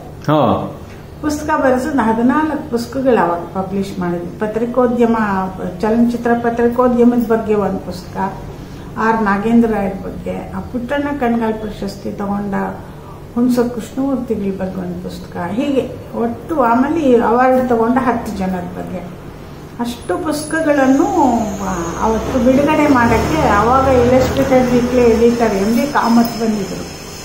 ಹೀಗೆ ಒಂಥರ ಮಾಡಿದ್ದು ಒಂದು ದಾಖಲೆ ಆಗೋ ಹಾಗೆ ಮಾಡಿದ್ದೀನಿ ಕೆಲಸನ. ಸಿನಿಮಾ ಜನನು ನನಗೆ ತುಂಬ ಸಹಕಾರ ಕೊಟ್ಟಿದ್ದಾರೆ. ಒಂದೇ ಒಂದು ನೋವಿನ ಸಂಗತಿ ನನ್ನ ಬದುಕಿನಲ್ಲಿ, ನನ್ನ ಜೀವನದಲ್ಲೇ ಮರೆಯೋಕ್ಕಾಗದೇ ಇರೋದು ಅಂದರೆ ಹಂಪಿ ಯೂನಿವರ್ಸಿಟಿ ನನಗೆ ಸಿನಿಮಾ ಇತಿಹಾಸ ಬರೆಯೋಕ್ಕೆ ಹೇಳ್ತು. ನಾನು ಅದನ್ನು ದೊಡ್ಡದಾಗಿ ನಾವು ಬಹಳ ಹಿಂದಿಂದ ಪ್ರಯತ್ನ ಪಟ್ಟು ಮಾಡೋಕ್ಕಾಗಿರಲಿಲ್ಲ, ಇತಿಹಾಸ ಬರೆಯೋಕ್ಕಾಗಿರಲಿಲ್ಲ. ಅದನ್ನು ವಾಣಿಜ್ಯ ಮಂಡಳಿಯ ಜೊತೆಯಲ್ಲಿ ಮಾಡೋಣ ಅಂಥೇಳಿ ನಾವು ಪತ್ರಕರ್ತರು, ನಾನು, VN ಸುಬ್ರಾವ್, MB ಸಿಂಗ್ ಎಲ್ಲ ಸೇರಿಕೊಂಡು ಮಾಡೋಣ ಅಂತ ಮಾಡಿದ್ವಿ. ಸುಮಾರು 1.5-2 ವರ್ಷದ ಪ್ರಾಜೆಕ್ಟ್ ಆಯ್ತು. 1.5 ವರ್ಷನೇ ಆಯಿತು. ಮಾಡಿದ್ವಿ 2 ವಾಲ್ಯೂಮು, ತೋರಿಸ್ತೀನಿ. ಅದೇನಾಯಿತು, ಕೆಲವು ಆಗದೇ ಇರುವ ಕೆಲವರು ಅದರಲ್ಲಿ ನ್ಯೂನತೆಗಳನ್ನು ಹುಡುಕಿ, ಈಗ ಒಂದು ಸತ್ಯನ ತಡ್ಕೊಳಕ್ಕಾಗಲ್ಲ, ಬಹಳ ಮನಸ್ಸು. ಹೌದು, ಕರೆಕ್ಟ್. ಅದರಲ್ಲೂ ಸಿನಿಮಾ ಫೀಲ್ಡಲ್ಲಿ ಗ್ಲಾಮರ್ ಹುಟ್ಟದಲ್ಲೇ ದೇವರಾಗ್ಬಿಟ್ಟಿರ್ತಾರೆ ಅವರು. ಏನೋ ಆಗ ಅಲ್ಲಿ ಬಂದಿದ್ದೆ ಅನ್ನೋದು ಮರ್ತು ಬಿಡ್ತಾರೆ. ಹಾಗಾಗಿ ಇಲ್ಲದೇ ಇರುವ ಕಾಮೆಂಟ್ಸ್ ಮಾಡಿ ತುಂಬ ದಿನಗಳಲ್ಲಿ ನಾನು ಯಾವತ್ತೂ ಅಂದ್ಕೊಳ್ದೇ ಇರುವಂಥ ಆತ್ಮಹತ್ಯೆ ಮಾಡ್ಕೊಳ್ಳೋ ಹಂತಕ್ಕೆ ಹೋಗ್ಬಿಟ್ಟಿದ್ದೆ. ನಾನು ಒಬ್ಳು ಸಿಕ್ಕಾಕೊಂಡ್ಬಿಟ್ಟೆ. ಯಾಕೆಂದರೆ MB ಸಿಂಗ್ ಅವರು ಜವಾಬ್ದಾರಿ ತಗೊಳ್ಳಿಲ್ಲ, ಸುಬ್ರಾಯರು ಜವಾಬ್ದಾರಿ ತಗೊಳ್ಳಿಲ್ಲ, ನಾನು ಸಿಕ್ಕಾಕೊಂಡ್ಬಿಟ್ಟೆ. ನಾನು ಹೆಚ್ಚು ಕೆಲಸನೂ ಮಾಡಿದ್ದೆ, ತುಂಬ ಡೆಡಿಕೇಟೆಡ್ ಆಗಿ ಮಾಡಿದ್ದೆ. ಅದಕ್ಕೆ ಅಂಥ ಪುಸ್ತಕ ಇನ್ನೊಬ್ರು ಮಾಡೋಕ್ಕಾಗಲ್ಲ ಅನ್ನೋ ಥರ ಮಾಡಿದ್ದೆ. ಬಟ್ ಕೆಲವು ಕಾಮೆಂಟ್ಸ್ಗೋಸ್ಕರ ಇಡೀ ಪುಸ್ತಕನ ನಿಷೇಧ ಮಾಡಿದ್ದೆ. ಮಾರಾಟ ನಿಷೇಧ ಅಂತ ಮಾಡಿ, ಆಮೇಲೆ ಏನೋ ಈಚೆಗೆ ಅವರು ಬರ್ಗು ರಾಮಚಂದ್ರಪ್ಪ ಅವ್ರ ನೇತೃತ್ವದಲ್ಲಿ ಅದನ್ನು ರೀರೈಟ್ ಏನೋ ಮಾಡಿದಾರಂತೆ. ನನಗೇನು ಕೊಟ್ಟಿಲ್ಲ ಪುಸ್ತಕನ, ಗೊತ್ತಿಲ್ಲ. ಅಲ್ಲಿಂದ ಆಚೆಗೆ ಸಿನಿಮಾದ ಕಾರ್ಯಕ್ರಮಗಳಿಗೂ ಹೋಗಲ್ಲ ನಾನು, ಸಿನಿಮಾ ಬಗ್ಗೆ ಬರೆಯಲ್ಲ, ಸಿನಿಮಾ ಬಗ್ಗೆ ಮಾತಾಡಲ್ಲ. ಅಂದ್ರೆ ನನ್ನ ಸಿನಿಮಾ ಕ್ರೇಜ್ ಇರುತ್ತೆ, ಅದು ನಾನು ಯಾವುದೋ ನೋಡ್ಕೊಳ್ತೀನಿ, ಥಿಯೇಟರ್ಗೆ ಹೋಗಿ ಸಿನಿಮಾ ಕರೆಕ್ಟ್ ಅಷ್ಟೇ, ಅಥವಾ ಮೊಬೈಲ್ ಅಲ್ಲಿ ನೋಡ್ಬೋದು, ಟಿವಿನಲ್ಲಿ ನೋಡ್ಬೋದು, ಬೇಕಾದಷ್ಟು ಆಪ್ಷನ್ ಇದೆ. ಲ್ಯಾಪ್ಟಾಪಲ್ಲಿ ನೋಡ್ಕೊತೀನಿ. ನಮ್ದು ನಾನು ಸುಚಿತ್ರಾ ಫಿಲ್ಮ್ ಸೊಸೈಟಿಯ ಟ್ರಸ್ಟಿ ಆಗಿದ್ದೆ, ಮೆಂಬರ್ ಆಗಿದ್ದೆ. ಅಲ್ಲಿ ತುಂಬ ಕೆಲಸ ಮಾಡಿದ್ದೀವಿ. ನೀವು ಹೇಳಿದ ಅಂತಾರಾಷ್ಟ್ರೀಯ ಚಲನಚಿತ್ರೋತ್ಸವ ಶುರು ಮಾಡಿದ್ದು ಅಲ್ಲಿಂದ. ನಾವು ಅಲ್ಲಿ ಸುಮಾರು ಜನ ನನ್ನ ಹಾಗೆ ಆಸಕ್ತಿ ಇರೋರಿದ್ರು, ಸುಬ್ರಾಯರಿದ್ರು, ಮತ್ತು ವಿದ್ಯಾಶಂಕರ್ ಇವಾಗ ಅವರೇ ಇದಾಗಿರ್ತಾರೆ, ಆರ್ಟ್ ಡೈರೆಕ್ಟ್ರು. ಅವರೆಲ್ಲರೂ ಇದ್ದದ್ರಿಂದ ನಾವು ಫೆಸ್ಟಿವಲ್ಗಳು ಮಾಡೋಕ್ಕಾಯಿತು. ಸುಮಾರು 3 ಫೆಸ್ಟಿವಲ್ ಏನೋ ನಾವು ಸುಚಿತ್ರದಿಂದ ಮಾಡಿದ್ವಿ. ಆಮೇಲೆ ಸರ್ಕಾರ ಮಾಡ್ತಾ ಇದೆ, ನಾವು ಮಾಡಲ್ಲ. ಅಂದರೆ ನಮ್ಮದು ಸೇರಿಸೋರು ಲೆಕ್ಕ ಕೊಡ್ತಾರೆ. ಅವ್ರೀಗ 6ನೇದು 7ನೇದು ಅಂತ ಹೇಳಿದರೆ ನಮ್ಮದು 3 ಸೇರಿದೆ ಅಲ್ಲಿ. ಕರೆಕ್ಟ್. ಹಾಗೆ ತುಂಬ ಅದು ಕಷ್ಟ. ಒಂದು ಸಾಮಾನ್ಯವಾದ ಸಂಸ್ಥೆ. ಈಗಲೂ ಸುಚಿತ್ರಾಗೆ ನನ್ನ ಮಗ ಸೊಸೈಟಿ ಅಧ್ಯಕ್ಷ ಆಗಿದ್ದಾನೆ, ಅವನು ಕೆಲಸ ಮಾಡ್ತಾನೆ, ಸುರೇಶ. ಅಂದರೆ ಸಿನಿಮಾ ಬಗ್ಗೆ ಇರುವ, ಮಾಧ್ಯಮದ ಬಗ್ಗೆ ಇರುವ ಗೌರವ, ಪ್ರೀತಿ ಯಾವುದೂ ಕಡಿಮೆ ಆಗಿಲ್ಲ. ಹೌದು. ಆದರೆ ಆ ಜನಕ್ಕೆ ನಾವು ಬೇಡ ಆದ್ವಲ್ಲ, ಒಂದು ಪುಸ್ತಕ ಬರೆದು ನಮ್ಮ ಪುಸ್ತಕನೇ ನಿಷೇಧ ಮತ್ತೆ ಅವ್ರ ಬಗ್ಗೆ ನಾನು ಬರೆಯಕ್ಕೆ ಹೋಗಲ್ಲ. ನಾನು ಬರೆಯೋದು ಇಲ್ಲ, ಅವ್ರ ಕಡೆಗೆ ಹೋಗೂ ಇಲ್ಲ. ಯಾವುದೋ ಖಾಸಗಿ ಅದು ಬಿಟ್ಟರೆ, ನನ್ನ ಮಗನೇ ಫಿಲ್ಮ್ ಮೇಕರ್ ಆದ್ರಿಂದ ಅವನೇನೋ ಒಂದು ಪ್ರೆಸ್ ಕಾನ್ಫರೆನ್ಸ್ ಮಾಡಿದಾಗ ಅಲ್ಲಿ ಹೋಗಿ ಕೂತ್ಕೋಬೋದು. ನಾನು ಒಂದು 100 ಡೇ ಫಂಕ್ಷನ್ ಮಾಡಿದ್ರೆ ಗೆಸ್ಟ್ ಥರ, ನಾಟ್ ಆಸ್ ಎ ಜರ್ನಲಿಸ್ಟ್. ಎಲ್ಲೂ ನಾನು ಅಧಿಕೃತವಾಗಿ ಭಾಷಣ ಮಾಡೋದಿಲ್ಲ. ಅಂದರೆ ಕನ್ನಡ ಸಿನಿಮಾದ ಸಂಪರ್ಕದಿಂದ ಹೊರಗಿದ್ದೀನಿ. ಕರೆಕ್ಟ್. ಸಿನಿಮಾ ಒಂದು ಕಲೆಯಾಗಿ ಅದ್ರ ಬಗ್ಗೆ ಪ್ರೀತಿ, ಗೌರವ, ಮತ್ತು ಅದು ಒಂದು ಪ್ರಖರವಾದ, ಅತ್ಯುತ್ತಮವಾದ ಮತ್ತು ಬಹಳ ಅರ್ಥಪೂರ್ಣವಾದ ಒಂದು ಭಾಷೆ ಅನ್ನೋದ್ರ ಬಗ್ಗೆ ನನಗೆ ತುಂಬ ನಂಬಿಕೆ. ಮತ್ತು ನಾನೊಂದು ನಿಮ್ಗೆ ಹೇಳದೆ ಬಿಟ್ಟಿದ್ದು, ನಾನೊಂದು ಪತ್ರಿಕೆ ತಂದೆ, ಸಂಕುಲ ಅಂತ. ಹೌದು, ಸಂಕುಲ. ಅದು ನನಗೆ ಪ್ರಶ್ನೆ ಇದೆ. ಸಂಕುಲ ಅಂತ. ಅದೇ ನಂಬಿಯಾರು ಅದಕ್ಕೆ ಬಹಳ ಬರೀತಾ ಇದ್ರು, ಬಹಳ ಚೆನ್ನಾಗಿ ಇದೆ. ನನ್ನ ಹತ್ರ ವಾಲ್ಯೂಮ್ಸ್ ಇದೆ. ಅವರು ಅದನ್ನು ತಂದಿದ್ದು ಕೂಡ ಎಲ್ಲ ಕಲೆಗಳ ಬಗ್ಗೆ, ಸಾಹಿತ್ಯ ಇಲ್ಲ ಅದರಲ್ಲಿ. ನನ್ನ ಸಾಹಿತ್ಯ ಪತ್ರಿಕೆಗಳು ಬೇಕಾದಷ್ಟಿವೆ, ಕಲೆಯ ಬಗ್ಗೆ ಇಲ್ಲ ಅಂತ. ಕಲೆ ಮತ್ತು ನನಗೆ ಮೊದಲಿಂದ ಒಂದು ಕುತೂಹಲ ಏನಂದರೆ, ಒಂದು ವರ್ಕ್ ಆಫ್ ಆರ್ಟು ಇನ್ನೊಂದು ವರ್ಕ್ ಆಫ್ ಆರ್ಟಿಗೆ ಹೋದಾಗ ಹೇಗೆ ಅದರ ಸಂಬಂಧ ಉಳ್ಕೊಳ್ಳುತ್ತೆ, ಅದು ಹೇಗೆ ಬದಲಾಗುತ್ತೆ, ಹೇಗೆ ಮರುಸೃಷ್ಟಿಯಾಗುತ್ತೆ. ಈ ಥರದ್ದು ತುಂಬ ಮಾಡಿದ್ದೀನಿ. ಅಂದರೆ ಈಗ ಒಂದು ವಚನ ತಗೊಂಡು ಅದನ್ನು ಒಂದು ಉದಾಹರಣೆ ಹೇಳೋದಾದರೆ, ಒಂದು ವಚನ ಅಕ್ಕ ಮಹಾದೇವಿ ವಚನ ಒಂದು ಆಯ್ಕೆ ಮಾಡಿದ್ದು ನಮ್ಮಲ್ಲಿದ್ದ ಸಂಪಾದಕ ಮಂಡಳಿಯಲ್ಲಿದ್ದ ಕೃಷ್ಣಯ್ಯನವರು ಆಯ್ಕೆ ಮಾಡಿದ್ರು. ಆ ವಚನಕ್ಕೆ ಡಾನ್ಸ್ನ ನಮ್ಮ ಶ್ರೀಧರ್ ಮಾಡ್ದ, ನಮ್ಮ ನಟ ಗೊತ್ತಿಲ್ಲ, ಡಾನ್ಸರ್ ಕೂಡ ಅವರು ಆ ಡಾನ್ಸ್ ಮಾಡಿದ್ದನ್ನ ಒಂದು 40-50 ಫೋಟೋಸ್ ತೆಗೆದು ಪ್ರತಿ ಹಂತದಲ್ಲೂ ಆ ವಚನಕ್ಕೆ ನಮ್ಮ ಕಲಾವಿದ ಹಡಪದ ಕೈಲಿ ಚಿತ್ರ ಮಾಡಿಸಿ, ಆ ಹಡಪದ ಅವರ ಚಿತ್ರ ಹಡಪದ್ದು, ಇವರ ಫೋಟೋಸು ಡಾನ್ಸರು ಮತ್ತು ಒಬ್ಬ ಸಾಹಿತಿ ವಿಮರ್ಶಕ ವಚನ ಇಷ್ಟನ್ನು ಇಟ್ಕೊಂಡು ಅವ್ರು 3 ಜನ ಕೈಲಿ ಚರ್ಚೆ ಮಾಡಿಸಿ ಇದನ್ನು ಹೇಗೆ ನಾನು ವಿನ್ಯಾಸ ಮಾಡಿದೆ, ಯಾಕೆ ಮಾಡಿದೆ, ನನಗಿದೇನು ಅರ್ಥ ಕೊಡುತ್ತೆ, ಈ ಚರ್ಚೆಯನ್ನು ರೆಕಾರ್ಡ್ ಮಾಡಿ ಅದನ್ನು ಆರ್ಟಿಕಲ್ ಮಾಡಿ ಹಾಕಿ. ಅಂದರೆ ಆ ಥರದ್ದವೇ ತುಂಬ ಪ್ರಯೋಗ ಮಾಡಿದೆ. ಗೋಪಾಲಕೃಷ್ಣ ಅಡಿಗರ ಚಿಂತಾಮಣಿಯಲ್ಲಿ ಕಂಡ ಮುಖ ಎಸ್.ಜಿ. ವಾಸುದೇವ್ ಪೇಂಟ್ ಮಾಡಿದ್ರು. ಆ ಥರದ್ದು ಇನ್ನೂ ಬೇರೆ ಬೇರೆ ಆರ್ಕಿಟೆಕ್ಟ್ ಬಗ್ಗೆ ಎಲ್ಲದರ ಬಗ್ಗೆನೂ ಮಾಡಿದ್ದೀನಿ. ಅಂದರೆ ಎಲ್ಲ ಕಲೆಗಳ ಬಗ್ಗೆನೂ ಈ ಅಂತರ್ ಸಂಬಂಧಗಳು ಹೇಗಿರ್ತವೆ ಅನ್ನೋದನ್ನು ಹೆಚ್ಚು ಸಂಶೋಧನೆ ಮಾಡಿದ್ದ ಪತ್ರಿಕೆ ಅದು. ಪ್ರಾಯಶಃ ಯಾರೂ ಹಿಂದೇನೂ ಮಾಡಿಲ್ಲ, ಮುಂದೇನೂ ಮಾಡಂಗೆ ಕಾಣಲಿಲ್ಲ. ಯಾಕೆ ನಿಲ್ಲಿಸಿದ್ರಿ ಅಂತ ಕೇಳ್ತಾರೆ. ಬಟ್ ನನಗೂ ಮಕ್ಕಳು ಸುರೇಶ್ ಸ್ವಲ್ಪ ಸಹಾಯ ಮಾಡ್ತಿದ್ದ, ಅವನು ಫೀಲ್ಡಲ್ಲಿ ಬ್ಯುಸಿ ಆಗಿಬಿಟ್ಟ, ಮತ್ತು ನಾನು ಒಬ್ಬಳೇ ನಿಂತು ಮಾಡೋಕ್ಕಾಗ್ತ. ಅದೇನಾಯಿತು, ಯಾವುದೋ ಲೆಕ್ಕಾಚಾರ ಇದು ಮಾಡಿಕೊಂಡು ಕಡಿಮೆ ಬೆಲೆ ಇಟ್ಬಿಟ್ವಿ. ಅದು ವರ್ಕೌಟ್ ಆಗ್ತಿರ್ಲಿಲ್ಲ. ಕಾಸ್ಟ್ಗೂ ಬೆಲೆಗೂ ಕಡಿಮೆ ಇತ್ತು. ಮತ್ತು ಜನನೂ ಗೊತ್ತು, ಚಂದಾದಾರರು ಚಂದ ಕೊಡೋದಿಲ್ಲ. ಅದು ಬೈ ಮಂತ್ಲಿ ಆದ್ದರಿಂದ ನಮಗೆ ಪೋಸ್ಟಲ್ ಕನ್ಸೆಷನ್ ಕರೆಕ್ಟ್, ಒಂದು ಸಂಚಿಕೆ ಕಳಿಸಕ್ಕೆ 8 ರೂಪಾಯಿ ಬೇಕಾಗ್ತಿತ್ತು. ಅದು ಯಾವನೋ ಹೊಡೆದು ಬಿಡೋರು ಮಧ್ಯ ಪೋಸ್ಟ್ ಆಫೀಸಲ್ಲಿ. ನಂಗೆ ಬರಲಿಲ್ಲ ಅಂತ ನೀವು ಹೇಳಿದ್ರೆ ನಾನು ಕಳಿಸಿದ್ದೆ ಅಂತ ಆರ್ಗ್ಯೂ ಮಾಡೋಂಗಿಲ್ಲ, ಇನ್ನೊಂದು ಕಾಪಿ ಕಳಿಸ್ಬೇಕು. ನೀವು ವರ್ಷಕ್ಕೆ 20 ರೂಪಾಯಿ ಚಂದ ಕೊಟ್ಟರೆ, 100 ರೂಪಾಯಿ ಚಂದ ಕೊಟ್ಟರೆ ನಾನು ನಿಮಗೆ ಎಷ್ಟೆಲ್ಲ ಕಳಿಸ್ಲಿ ಕಾಪಿ. ಇಂಥವೆಲ್ಲ ತುಂಬ ಟೆಕ್ನಿಕಲ್ ಪ್ರಾಬ್ಲಮ್ಸ್ ಬಂದವು. ಪತ್ರಿಕೆ ಮಾಡೋದಕ್ಕಿಂತ ಹೆಚ್ಚಿಗೆ, ಕಂಟೆಂಟ್ಗಿಂತ ಹೆಚ್ಚಿಗೆ ಈ ಟೆಕ್ನಿಕಲ್ ಪ್ರಾಬ್ಲಮ್ಸು. ಕೆಲಸ ಮಾಡೋರು ಇರಲಿಲ್ಲ ನಮಗೆ. ಹಾಗಾಗಿ ನಾನು ಪ್ರಾಮಿಸ್ ಮಾಡಿದ್ದೆ 5 ವರ್ಷ ಮಾಡ್ತೀನಿ ಅಂತ. 5 ವರ್ಷ ಮಾಡಿ ನಿಲ್ಲಿಸಿ. ಈಗ ಮೇಡಮ್, ಕೆಲವೊಂದಷ್ಟು ಇದೆಲ್ಲ ನಿಮ್ಮ ಒಂದು ಬದುಕು ಸಾಗಿ ಬಂದ ಮಾರ್ಗ, ಅದರಲ್ಲಿ ಅನೇಕ ವಿಚಾರಗಳು ನಮಗೆ ಸಿಕ್ಕಿತು. ಇನ್ನು ನಮಗೆ ಕೇಳುವಂಥದ್ದು ಬಹಳ ಕಡಿಮೆ. ಅಂದರೆ ಅದರಲ್ಲೇ ಅನೇಕ ಉತ್ತರಗಳು ನಮಗೆ ಬಂದಾಯಿತು. ಹೌದು. ಈಗ ನೋಡಿ, ನಾನು ಕೇಳುವುದು, ಪತ್ರಿಕೋದ್ಯಮದಿಂದ ನೀವು ಯಾವ ನಿರೀಕ್ಷೆ ಇಟ್ಟುಕೊಂಡಿದ್ದೀರಿ? ಆಗ ನೀವು ಪತ್ರಿಕೋದ್ಯಮಕ್ಕೆ ಎಂಟ್ರಿ ಆಗುವಾಗ ಮತ್ತು ಪತ್ರಿಕೋದ್ಯಮದಲ್ಲಿ ನೀವು ಇಡೀ ನಿಮ್ಮ ವೃತ್ತಿಯನ್ನು ನಿರ್ವಹಿಸುವಾಗ ಮತ್ತು ಪತ್ರಿಕೋದ್ಯಮವನ್ನು ಬಿಟ್ಟು ಈಗ 3 ವಿಭಾಗಗಳಲ್ಲಿ ಯಾವ ನಿರೀಕ್ಷೆ? ಇವಾಗಲೂ ಪತ್ರಿಕೋದ್ಯಮದಲ್ಲಿ ನಿರೀಕ್ಷೆ ಹೇಳ್ತೀರಾ? ಹೌದು. ಈಗ ನೀವು ಬಿಟ್ಟ ಮೇಲೆ ನೀವು ಪತ್ರಿಕೋದ್ಯಮದಿಂದ ಏನನ್ನು ನಿರೀಕ್ಷೆ ಮಾಡ್ತೀರಿ? ಈಗ ನೀವು ಇಲ್ಲ, ಆಯ್ತಾ? ನೀವು ಪತ್ರಿಕೋದ್ಯಮದಿಂದ ಬಿಟ್ಟಾಯ್ತು. ಉಳಿದವರು ಅದನ್ನು ಯಾವ ರೀತಿ ಮುನ್ನಡೆಸಬೇಕು ಅಂತ ನೀವು ಬಯಸ್ತೀರಿ ಅಂತ ಹೇಳಿ. ಹಾಗೆ ನೀವು ಪತ್ರಿಕೋದ್ಯಮವನ್ನು ಸೇರುವಾಗ ಏನು ನಿರೀಕ್ಷೆ ಇಟ್ಕೊಂಡಿದ್ದೀರಿ, ಮಾಡುವಾಗ ನಿಮ್ಮ ನಿರೀಕ್ಷೆಗಳ ಫಲಗಳೆಲ್ಲ ನಮಗೆ ಕಾಣ್ತವೆ, ಆಯ್ತಾ?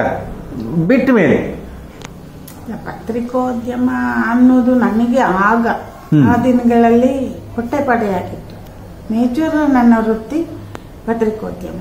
ಅದು ಏನೋ ಇದು ಆಗಲ್ಲ ಅಂತ ಇನ್ನೊಂದು ಮಾಡಿರ್ಬೋದು, ಆದರೆ ಪತ್ರಿಕೋದ್ಯಮ ನನ್ನ ಪ್ರೀತಿಯ ಮತ್ತು ನನಗೆ ಗೊತ್ತಿರುವ ನನ್ನ ಬದುಕಿನ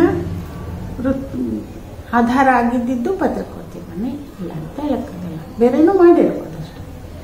ಆದರೆ ಏನು ಮಾಡಿದ್ನೋ ಅಲ್ಲಿ ನಾನು ತುಂಬ ನಿಷ್ಠೆಯಿಂದ ಪ್ರಾಮಾಣಿಕವಾಗಿ ನನ್ನಿಂದ 4 ಜನಕ್ಕೆ ಒಳ್ಳೆಯದಾಗಲಿ ಅನ್ನೋನಲ್ಲಿ. ಈಗ ಸಿನಿಮಾ ಬಗ್ಗೆ ಕೇಳಿದ್ರಿ, ಕೇವಲ ತಾರೆಯರ ಬಗ್ಗೆ ನಾನು ಬರೆದಿಲ್ಲ, ಟೆಕ್ನಿಷಿಯನ್ಸ್ ಬಗ್ಗೆ, ಪ್ರೊಡ್ಯೂಸರ್ಸ್, ಎಕ್ಸಿಬಿಟರ್ಸ್, ಇಂಥವ್ರ ಬಗ್ಗೆ ಎಲ್ಲ ಬರೆದಿದ್ದೀನಿ. ಮತ್ತು ಲೈಟ್ ಬಾಯ್ಗಳು, ನೀರು ಹಾಕೋ ಹುಡುಗನಿಂದ ಹಿಡಿದು ಬರೀತಾ ಇದ್ದೆ. ಅಂದರೆ ಆ ಥರದ ಒಂದು ಎಕ್ಸ್ಪೋಜರ್ ಅವ್ರಿಗಿರುವುದೇ ಇಲ್ಲ. ಕರೆಕ್ಟ್. ಸಿನಿಮಾ ನಾಯಕ ನಾಯಕಿಯರನ್ನು ಬಿಟ್ಟರೆ ಅಂಥದ್ದು ಮಾಡಲಿಲ್ಲ ನಾನು. ಅಂದರೆ ನಾನು ಎಲ್ಲಿ ಏನೇ ಮಾಡ್ತಾ ಇದ್ರು ಕೂಡ ಕೆಳ ಸಮುದಾಯದ ಕೆಳ ವರ್ಗದ ಜನರನ್ನ ಹೆಚ್ಚು ಕಾನ್ಸಂಟ್ರೇಟ್ ಕರೆಕ್ಟ್ ಮಾಡಿದ್ದೀನಿ, ಮಾಡ್ತೀನಿ. ಇದು ನನ್ನ ಸ್ವಭಾವ. ಹಾಗಾಗಿ ನನಗೆ ಪತ್ರಿಕೋದ್ಯಮ ನನ್ನನ್ನು ಕಾಪಾಡಿತು, ನನಗೂ ಅನ್ನ ಕೊಡ್ತು, ಜೊತೆಗೆ ನನಗೆ 10 ಜನರ ಪರಿಚಯ ಮಾಡಿತು. ಬದುಕನ್ನ ಎಷ್ಟು ಮುಖಗಳಿದೆ ಬದುಕಿಗೆ, ಮನುಷ್ಯ ಒಬ್ಬ ಬದುಕೋದಕ್ಕೆ ಎಷ್ಟೆಷ್ಟು ದಾರಿಗಳಿದೆ, ಆ ದಾರಿಯಲ್ಲಿ ಎಷ್ಟು ಅಡೆತಡೆಗಳಿವೆ ಅನ್ನೋದನ್ನು ಕೂಡ ಪರಿಚಯ ಮಾಡಿಸ್ತು. ಇವತ್ತಿನ ಪತ್ರಿಕೋದ್ಯಮದ ಬಗ್ಗೆ ಕೇಳ್ತಿದ್ದೀರಿ. ಹೌದು. ಇವತ್ತು ನನಗೆ ತಿಳಿದಂಗೆ ನಮಗಿದ್ದಷ್ಟು ಸ್ವಾತಂತ್ರ್ಯ ಪತ್ರಕರ್ತನಿಗೆ ಇದ್ದಂಗಿಲ್ಲ. ನನಗೆ ಇದ್ದ ಸ್ವಾತಂತ್ರ್ಯ ಇವತ್ತಿನ ಪತ್ರಕರ್ತರಿಗೆ ಇದ್ದಂಗಿಲ್ಲ. ನಾನು ಒಂದೇ ಸಲ ಸಾರಾಸಗಟ ತಿರಸ್ಕರಿಸಕ್ಕೆ ಹೋಗಲ್ಲ. ಯಾಕೆಂದ್ರೆ ಅಲ್ಲೇ ಕೆಲವು ಮಿತಿಗಳು ಏರ್ಪಟ್ಬಿಟ್ಟಿವೆ. ಮತ್ತು ಅಂದ್ರೆ ಯಾವ ರೀತಿಯ ಮಿತಿಗಳು? ಅಂದ್ರೆ ಮಾಲೀಕತ್ವದಲ್ಲಿ, ಪತ್ರಿಕೆಗಳ ಮಾಲೀಕತ್ವದಲ್ಲಿ ಯಾವುದೇ ನೀತಿ ಸಂಹಿತೆಯೂ ಇಲ್ಲದೆ ಹಣ ಸಂಪಾದನೆಯೊಂದೇ ಆಗಿ, ಆ ಹಣ ಸಂಪಾದನೆಗೆ ಮಾರ್ಗಗಳು ಬಹಳ ವಿಕೃತವಾದ ದಾರಿಗಳನ್ನು ಹುಡುಕೊಳ್ತಾ ಇರೋದ್ರಿಂದ ಒಬ್ಬ ಪ್ರಾಮಾಣಿಕ ಪತ್ರಕರ್ತನಿಗೆ ತನ್ನ ಪ್ರಾಮಾಣಿಕತೆಯನ್ನು ಉಳಿಸಿಕೊಳ್ಳುವಕ್ಕೆ ಸಾಧ್ಯ ಆಗ್ತದೆ. ಕರೆಕ್ಟ್. ಹಾಗಾಗಿ ಒಂದು ಬೇಲಿನೇ ಎದ್ದು ಹೊಲ ಮೇಯ್ತಾ ಇದ್ದಾಗ ಇನ್ಯಾವುದನ್ನು ರಕ್ಷಿಸೋಕ್ಕಾಗುತ್ತೆ ನಾವು? ಹಾಗಾಗಿ ಮನಸ್ಸು ನನಗಿದ್ರೂ ಕೂಡ ಮಾಡೋಕ್ಕಾಗ್ತಿಲ್ಲ, ವಾತಾವರಣ ಹಂಗಿದೆ. ಹಾಗಾಗಿ ಕಾಲ ಬಂದಂಗೆ ಹೋಗ್ತಾ ಇದೆ ಅನ್ಸುತ್ತೆ ನನಗೆ. ಕೆಲಸ ಮಾಡುವ, ಸಂಬಳಕ್ಕೆ ದುಡಿಯುವ ಕೆಲಸಗಾರರು ಪ್ರತಿ ನಿಮಿಷ ತನ್ನ ಕೆಲಸದ ಬಗ್ಗೆ ನಂಬಿಕೆನೇ ಇಲ್ಲ. ನಮ್ಮ ಕಾಲದಲ್ಲಿ ಹಂಗೆ ತೆಗೆದಾಕಕ್ಕಾಗ್ತಿರ್ಲಿಲ್ಲ. ನಮ್ಗೆ ಕೆಲವು ಭದ್ರತೆಗಳಿದ್ದು, ಪತ್ರಕರ್ತ ಅಂತ ಒಂದು ದೊಡ್ಡ ಪತ್ರಿಕೆಯಲ್ಲಿ ಕೆಲಸಕ್ಕೆ ಸೇರಿದ್ರೆ ಸಂಬಳ ಕಡಿಮೆ ಇರ್ಬೋದು, ಆದರೆ ನಮಗೆ ಎಲ್ಲ ಇರ್ತಿತ್ತು. PF ಇರ್ತಿತ್ತು, ಇದಿರ್ತಿತ್ತು, ಗ್ರಾಜ್ಯುಟಿ ಕೊಡೋರು, ಎಲ್ಲ ಕೊಡೋರು. ಮತ್ತೆ ನಮ್ಮನ್ನ ನಮ್ಗೆ ತಕ್ಕಂತ ತೆಗೆದಾಕಿದ್ರೆ ನಾವು ಕೇಸ್ ಹಾಕ್ಬೋದಾಗಿತ್ತು. ಈಗ ಹಂಗಿಲ್ಲ. ಇಲ್ಲ, ಕಾಂಟ್ರಾಕ್ಟ್ ಬೇಸಿಸ್ ಸಂಬಳ ನಮ್ಗಿಂತ ತುಂಬಾ ಕಾಣಿಸ್ತಾ ಇರುತ್ತೆ. ಅಂದ್ರೆ ಯಾವತ್ತು ಬೇಕಾದ್ರೂ ಆಚೆ ಹೋಗುವಂತ ಅದು ಆ ಅತಂತ್ರ ಸ್ಥಿತಿಯಲ್ಲಿರುವಾಗ ಅವರು ನಿಜವಾಗ್ಲೂ ನನಗೆ ಈಗ ಅನ್ಸುತ್ತೆ ನಾನು ಹಿಂಗೆ ಮಾಡ್ತೀನಿ ಅನ್ನಕ್ಕೆ ಆಗ್ತಿಲ್ಲ. ಅವನ ಮನಸ್ಸು ಒಪ್ಪದೇ ಇದ್ರು ಒಪ್ಪದೇ ಇರುವಂತ ಕೆಲಸ ಮಾಡಲೇಬೇಕಾಗುತ್ತೆ. ಕರೆಕ್ಟ್. ನನಗೆ ನನ್ನ ಆ ತರಹದ ಸಂಬಳಕ್ಕಿರುವ ಪತ್ರಕರ್ತರ ಬಗ್ಗೆ ತುಂಬಾ ಸಂತಾಪ ಇದೆ. ಅಯ್ಯೋ, ಇವ್ರು ಹೀಗಾಗ್ಬಿಟ್ಟಿದಾರಲ್ಲ. ಅಸಾಮಾನ್ಯ ಪ್ರತಿಭೆ ಇದೆ. ಹುಡುಗರುಗಳು ಹೆಂಗೆ ಬರೀತಾರೆ, ಹೆಂಗೆ ಗ್ರಹಿಸ್ತಾರೆ.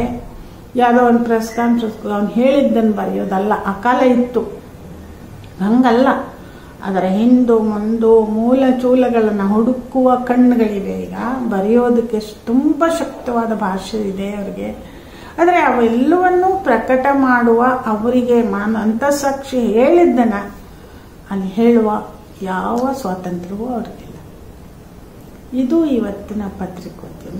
ಹಾಗಾಗಿ ಇದನ್ನ ಮತ್ತೆ ಒಳ್ಳೇದು ಬರುತ್ತೆ ಅನ್ನೋದು ಸದ್ಯಕ್ಕಂತೂ ಸದ್ಯಕ್ಕಂತೂ ಅಂದ್ರೆ ಬಂಡವಾಳಶಾಹಿಗಳ ಮತ್ತು ರಾಜಕೀಯ ಹಿತಾಸಕ್ತಿಗಳ ಫ್ರೀಡಮ್ಮು ಇಲ್ಲ ಪತ್ರಿಕೆಗಳಿಗೆ. ಎಲ್ಲವೂ ಒಂದಲ್ಲ ಒಂದು ಪಕ್ಷಕ್ಕೆ ಅಫಿಲಿಯೇಟ್ ಆಗ್ಬಿಡುತ್ತೆ. ಹೌದು, ಒಂದು ಅದು ಹೇಗೆಂತಂದ್ರೆ ಈ ಬಂಡವಾಳಶಾಹಿಗಳು ಯಾವ್ದಾದ್ರು ಒಂದು ಪಕ್ಷಕ್ಕೆ ಅಫಿಲಿಯೇಟ್ ಆಗಿರ್ತಾರೆ. ಇದು ಈ ಬಂಡವಾಳಶಾಹಿಗಳ ಕಂಟ್ರೋಲ್ ಅಲ್ಲಿ ಇರುತ್ತೆ. ಅಲ್ಲಿಗೆ ಮತ್ತೆ ಯಾರಿಗೂ ಯಾವ ಕಂಟ್ರೋಲ್ ಇಲ್ಲ, ಯಾರಿಗೂ ಯಾವ ಸ್ವಾತಂತ್ರ್ಯವೂ ಇಲ್ಲ. ಈಗಂತೂ ಪೂರ್ತಿ ಎಲ್ಲ ಶ್ರೀಮಂತರುಗಳೇ ಓನರ್ಗಳು. ಅಂದ್ರೆ ಯಾವುದೋ ದೊಡ್ಡ ಓನರ್ ಯಾರು ಅಂತಲೇ ಗೊತ್ತಿರಲ್ಲ, ಹಂಗಾಗ್ಬಿಟ್ರೆ ಅಜ್ಞಾತ ಓನರ್ ಒಬ್ಬ. ಅದಕ್ಕೆ ಹೀಗಾಗ್ಬಿಟ್ರೆ ಯಾವುದಕ್ಕೆ ಯಾವ ಸಂಸ್ಥೆಗೆ ಅದಾನಿ ಪಾರ್ಟ್ನರೋ ಗೊತ್ತಿಲ್ಲ, ಯಾವ ಸಂಸ್ಥೆಗೆ ಪಾರ್ಟ್ನರೋ ಗೊತ್ತಿಲ್ಲ, ಹಾಗೆ ಆಗ್ಬಿಟ್ಟಿದೆ. ಹಾಗಾಗಿ ನಮಗೆ ನಾನು ಮಾಲೀಕ ಯಾರು ಅಂತಲೇ ಗೊತ್ತಿಲ್ಲದೆ ಇಲ್ಲಿ ದುಡಿತಾ ಇರುವಂಥ ಸಂದರ್ಭ ಕೂಡ ಇದೆ. ಹೀಗಾಗಿ ನಾವು ಅವರಿಂದ ಆದರ್ಶಗಳನ್ನು ನಿರೀಕ್ಷೆ ಮಾಡೋಕ್ಕಾಗಲ್ಲ. ಆದರ್ಶಗಳು ಇರುತ್ತೆ ಮನಸ್ಸಲ್ಲಿ, ಏನು ಮಾಡ್ತಾನೋ ಇರೋದ್ರೊಳಗಡೆ ಏನೋ ಒಂದು ಒಳ್ಳೆ ಮಾತನ್ನು ಹೇಳ್ಬೋದು ನಾವು ಅಷ್ಟೇ. ಅವರ ಸ್ಥಿತಿ ಬಗ್ಗೆ ನನಗೆ ತುಂಬ ಪರಿತಾಪ ಇದೆ. ಇನ್ನೊಂದು ನೋಡಿ, ಈಗ ಸಂಕುಲ ಪತ್ರಿಕೆ ನೀವು ನಡೆಸ್ತಾ ಇದ್ರಿ, ಅದ್ರ ಬಗ್ಗೆ ನೀವು ಹೇಳಿದ್ರಿ. ಅದರ ಪರಿಣಾಮವನ್ನು ಏನು ಅಂತ ನೀವು ಗಮನಿಸಿದ್ದೀರಿ? ಈಗ 5 ವರ್ಷ ನಡೆಸಿದ್ರಿ ಅಂತ ಹೇಳಿದ್ರಿ, ಅದರ ಪರಿಣಾಮ ಏನು ಅಂತ ನೀವು ಗುರುತಿಸಿದ್ದೀರಿ? ಪರಿಣಾಮ ಏನಂದ್ರೆ ಕಾಲೇಜುಗಳು ಪರಸ್ಪರ ತುಂಬ ಪ್ರತ್ಯೇಕವಾಗಿದ್ವು ಅನ್ಸುತ್ತೆ. ನನ್ನ ಪತ್ರಿಕೆಯಿಂದ ಆಯ್ತು ಅಂತ ನಾನು ಹೇಳ್ತಿಲ್ಲ, ಬಟ್ ನನ್ಗೆ ಅನ್ಸಿರೋದು ಅದು ಹಾಗಾಗ್ಲಿ ಅಂತ ನಾನು ಬಯಸಿದ್ದು ನನ್ನ ಮನ್ಸಿಗೆ ಹಂಗೆ ಅನ್ಸ್ತಿದ್ಯೋ ಗೊತ್ತಿಲ್ಲ ನನಗೆ. ಈಗ ನೃತ್ಯದವರು, ಸಂಗೀತದವರು, ಪೇಂಟಿಂಗ್ ಮಾಡೋರು, ಒಂದೊಂದು ಕಲೆಯ ಒಂದು ಅಪ್ರಿಸಿಯೇಷನ್ ಬೇಕಿತ್ತಲ್ಲ, ರಸಗ್ರಹಣ. ಆ ರಸಗ್ರಹಣವನ್ನ ಇದು ಮಾಡಿತು ಮತ್ತು ಒಂದನ್ನ ಪರಸ್ಪರ ಗೌರವಿಸುವ ಹಾಗೆ ಮಾಡಿತು. ಅವು ಪ್ರತ್ಯೇಕ ದ್ವೀಪಗಳಾಗಿ ಉಳಿದ ಹಾಗೆ ಒಬ್ಬ ಈಗ ನಾವು ಆರ್ಟ್ ಗ್ಯಾಲರಿಗೆ ಹೋದ್ರೆ, ನ್ಯಾಷನಲ್ ಆರ್ಟ್ ಗ್ಯಾಲರಿಯಲ್ಲಿ ದಿಢೀರಂತ ವಾಸುದೇವ್ ಪೇಂಟಿಂಗ್ ಇರುತ್ತೆ. ಆ ಪೇಂಟಿಂಗ್ ಅನ್ನ ರಿಯಾಕ್ಷನ್ ಫ್ರಮ್ ಲಿಟರರಿ ಪರ್ಸನ್ ಇರುತ್ತೆ. ಅಂದ್ರೆ ಯಾರೋ ಪ್ರತಿಭಾನು ಯಾರೋ ಹೋಗಿ ಅಲ್ಲೊಂದು ಎನಾಕ್ಟ್ ಮಾಡ್ತಾರೆ, ಥಿಯೇಟ್ರಿಕಲ್ ಮಾಡ್ತಾರೆ ಅದನ್ನ. ಇನ್ಯಾರೋ ಬರ್ತಾರೆ, ನಮ್ಮ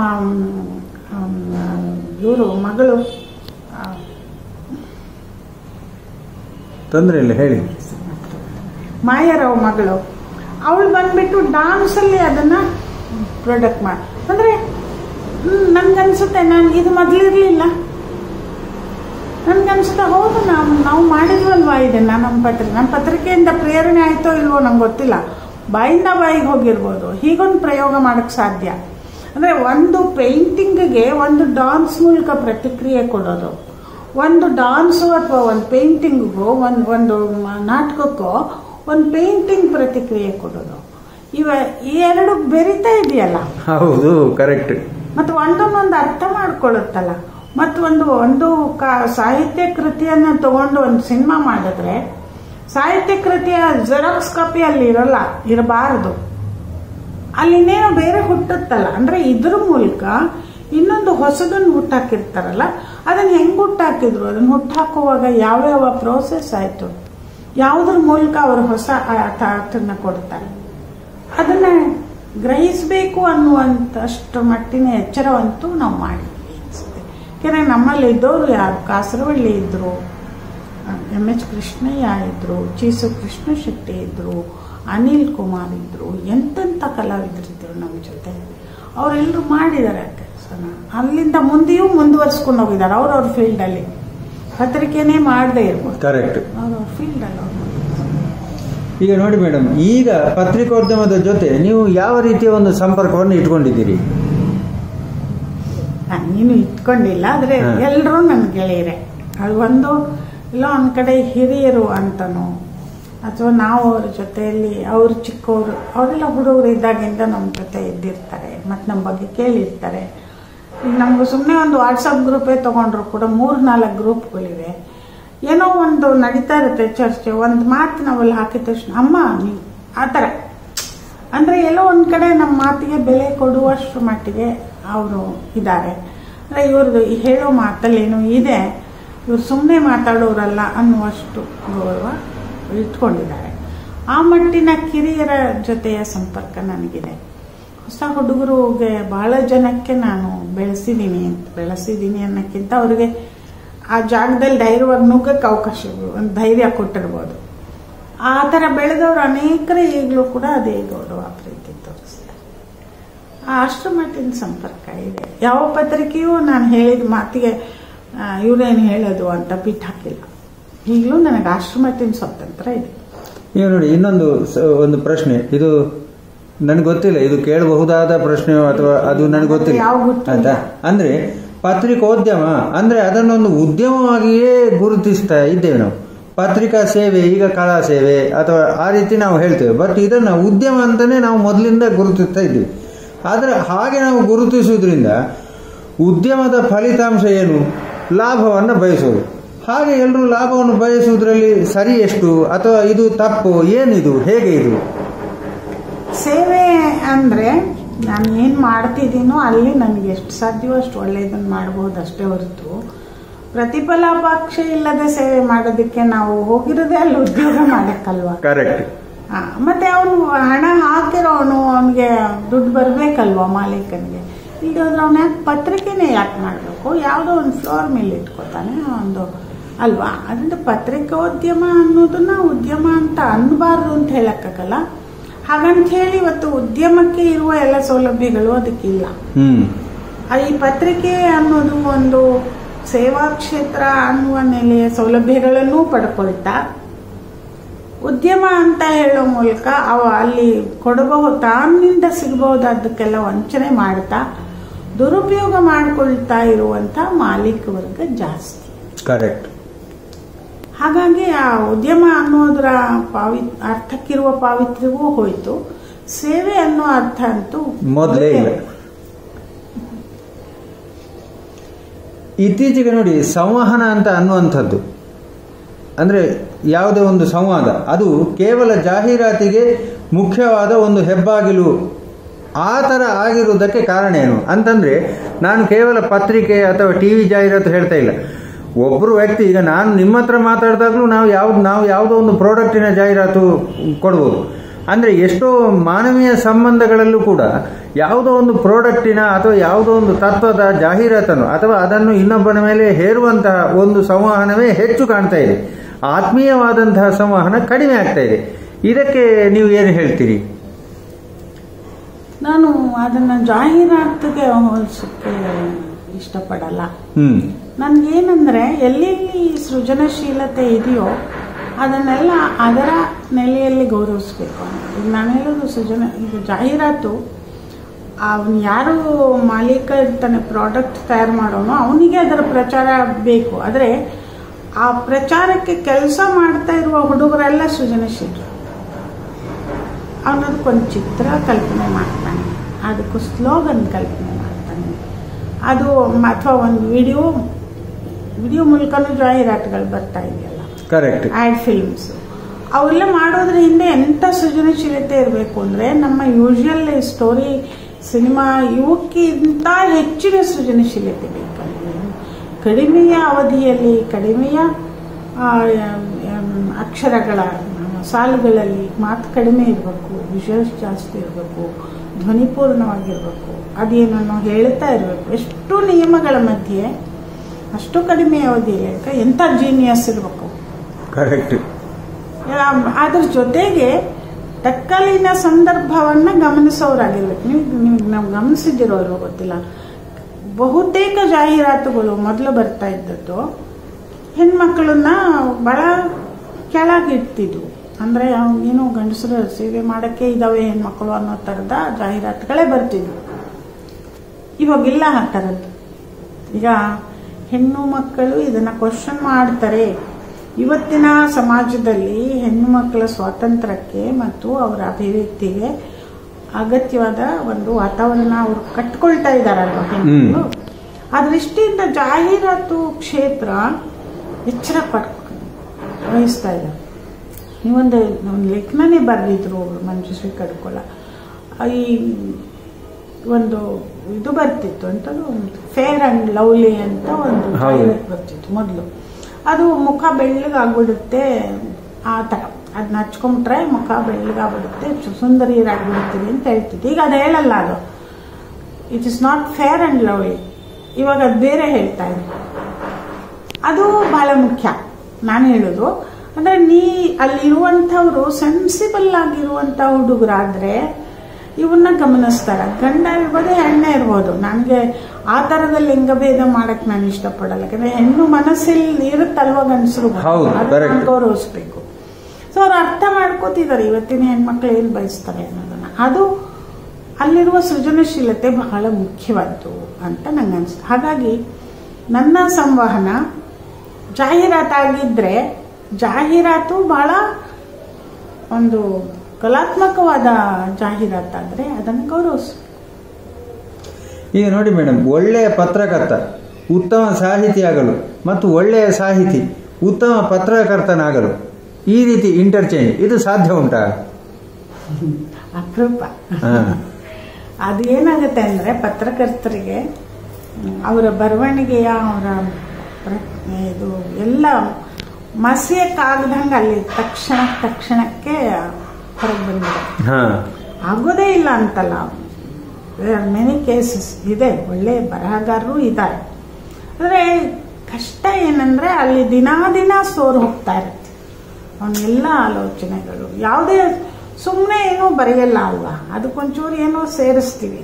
ಸೊ ಅದಲ್ಲೇ ಹೋಗ್ಬಿಟ್ಟು ಇನ್ನೊಂದು ಬರವಣಿಗೆಗೆ ಮೀಸಲಿಡಕ್ಕಾಗಲ್ಲ. ಕರೆಕ್ಟ್. ಹಾಗಾಗಿ ಸ್ವಲ್ಪ ಕಡಿಮೆ ಪ್ರಯತ್ನ ಪಟ್ಟವ್ರು ಇದ್ದಾರೆ, ಗೆದ್ದವ್ರು ಇದ್ದಾರೆ.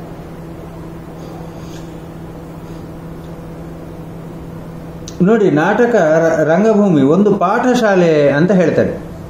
ಅದು ಯಾವ ರೀತಿ ಮತ್ತದು ಪಾಠ ಕಲಿಸೋದು ಯಾರಿಗೆ? ರಂಗಭೂಮಿ ಮಾತ್ರ ಅಲ್ಲಪ್ಪ, ನನಗೆ ಬದುಕೇ ಪಾಠಶಾಲೆ. ರಂಗಭೂಮಿಯು ಅದರಲ್ಲಿ ಒಂದು. ರಂಗಭೂಮಿ ಮೂಲಕನೂ ಪಾಠ ಕಲಿಬೋದು, ಪೇಂಟಿಂಗ್ ಮೂಲಕನೂ ಕಲಿಬೋದು, ಡಾನ್ಸ್ ಮೂಲಕನೂ ಕಲಿಬೋದು. ಹಾಗೆ ಯಾವುದೋ ಒಂದನ್ನು ಪ್ರತ್ಯೇಕ ಮಾಡುವುದಲ್ಲ. ಜನ ನಾವು ಜೊಂಬ ಕೊಚ್ಕೋತೀವಿ ನಮ್ದು ಪಾಠಶಾಲೆ ಅಂತ. ಇದೇನಂದ್ರೆ ನೇರ ಸಂವಹನ ಇರೋದ್ರಿಂದ ನೇರವಾಗಿ ಮುಖಾಮುಖಿ ಜನಕ್ಕೆ ಹೇಳ್ತಾ ಇರ್ತೀವಿ. ಅಲ್ಲೇ ಕೂತಿರ್ತಾರೆ ಆಡಿಯನ್ಸು, ತಕ್ಷಣ ಅವ್ರ ರಿಯಾಕ್ಷನ್ ಗೊತ್ತಾಗತ್ತೆ. ಆ ದೃಷ್ಟಿಯಿಂದ ತಕ್ಷಣಕ್ಕೆ ಹಾಗೆ ಹೇಳ್ಬೋದೇ ಹೊರತು ಅದು ಒಂದೇ ಅಂತ ಹೇಳಕ್ಕಾಗಲ್ಲ. ನನಗೆ ಎಲ್ಲ ಕಲೆಗಳು ಕೂಡ ಪಾಠಗಳೇ. ಈಗ ನೋಡಿ, ನಿಮಗೆ ಯಕ್ಷಗಾನ ರಂಗಭೂಮಿಯ ಕುರಿತು ನಿಮಗೆ ಪರಿಚಯ ಉಂಟಾ? ಸ್ವಲ್ಪ ಮಟ್ಟಿಗೆ. ಅಂದ್ರೆ ಯಕ್ಷಗಾನ ಪ್ರಸಂಗ ನೋಡಿ, ಅದು ಪದ್ಯ ರೂಪದಲ್ಲಿ ಉಂಟು. ಇನ್ನೊಂದು ಬಗೆಯಲ್ಲಿ ಅದನ್ನು ನಾಟಕ ಕೃತಿಯೂ ಹೌದು. ಪದ್ಯ ಸಾಹಿತ್ಯವಾಗಿ ಯಕ್ಷಗಾನ ಪ್ರಸಂಗಗಳನ್ನು, ಯಕ್ಷಗಾನ ರಂಗಭೂಮಿಯನ್ನು ಯಾವ ನೆಲೆಯಲ್ಲಿ ಪರಿಗಣಿಸಬಹುದು? ಅಂದ್ರೆ ಈಗ ನೋಡಿ, ಯಕ್ಷಗಾನ ಅನ್ನುವಂಥದ್ದು ಒಂದು ನಾಟಕ. ಅದಕ್ಕಿಂತಲೂ ಸ್ವಲ್ಪ ನಮ್ಮವರು ಹೇಳ್ತಾರೆ ಬಹಳ ಒಂದು ಶಕ್ತಿಶಾಲಿ ಅಂತ ಹೇಳ್ತೇವೆ. ಈಗ ಯಕ್ಷಗಾನ ರಂಗಭೂಮಿಯನ್ನು ಯಾವ ನೆಲೆಯಿಂದ ನಾವು ಪರಿಗಣಿಸಬಹುದು?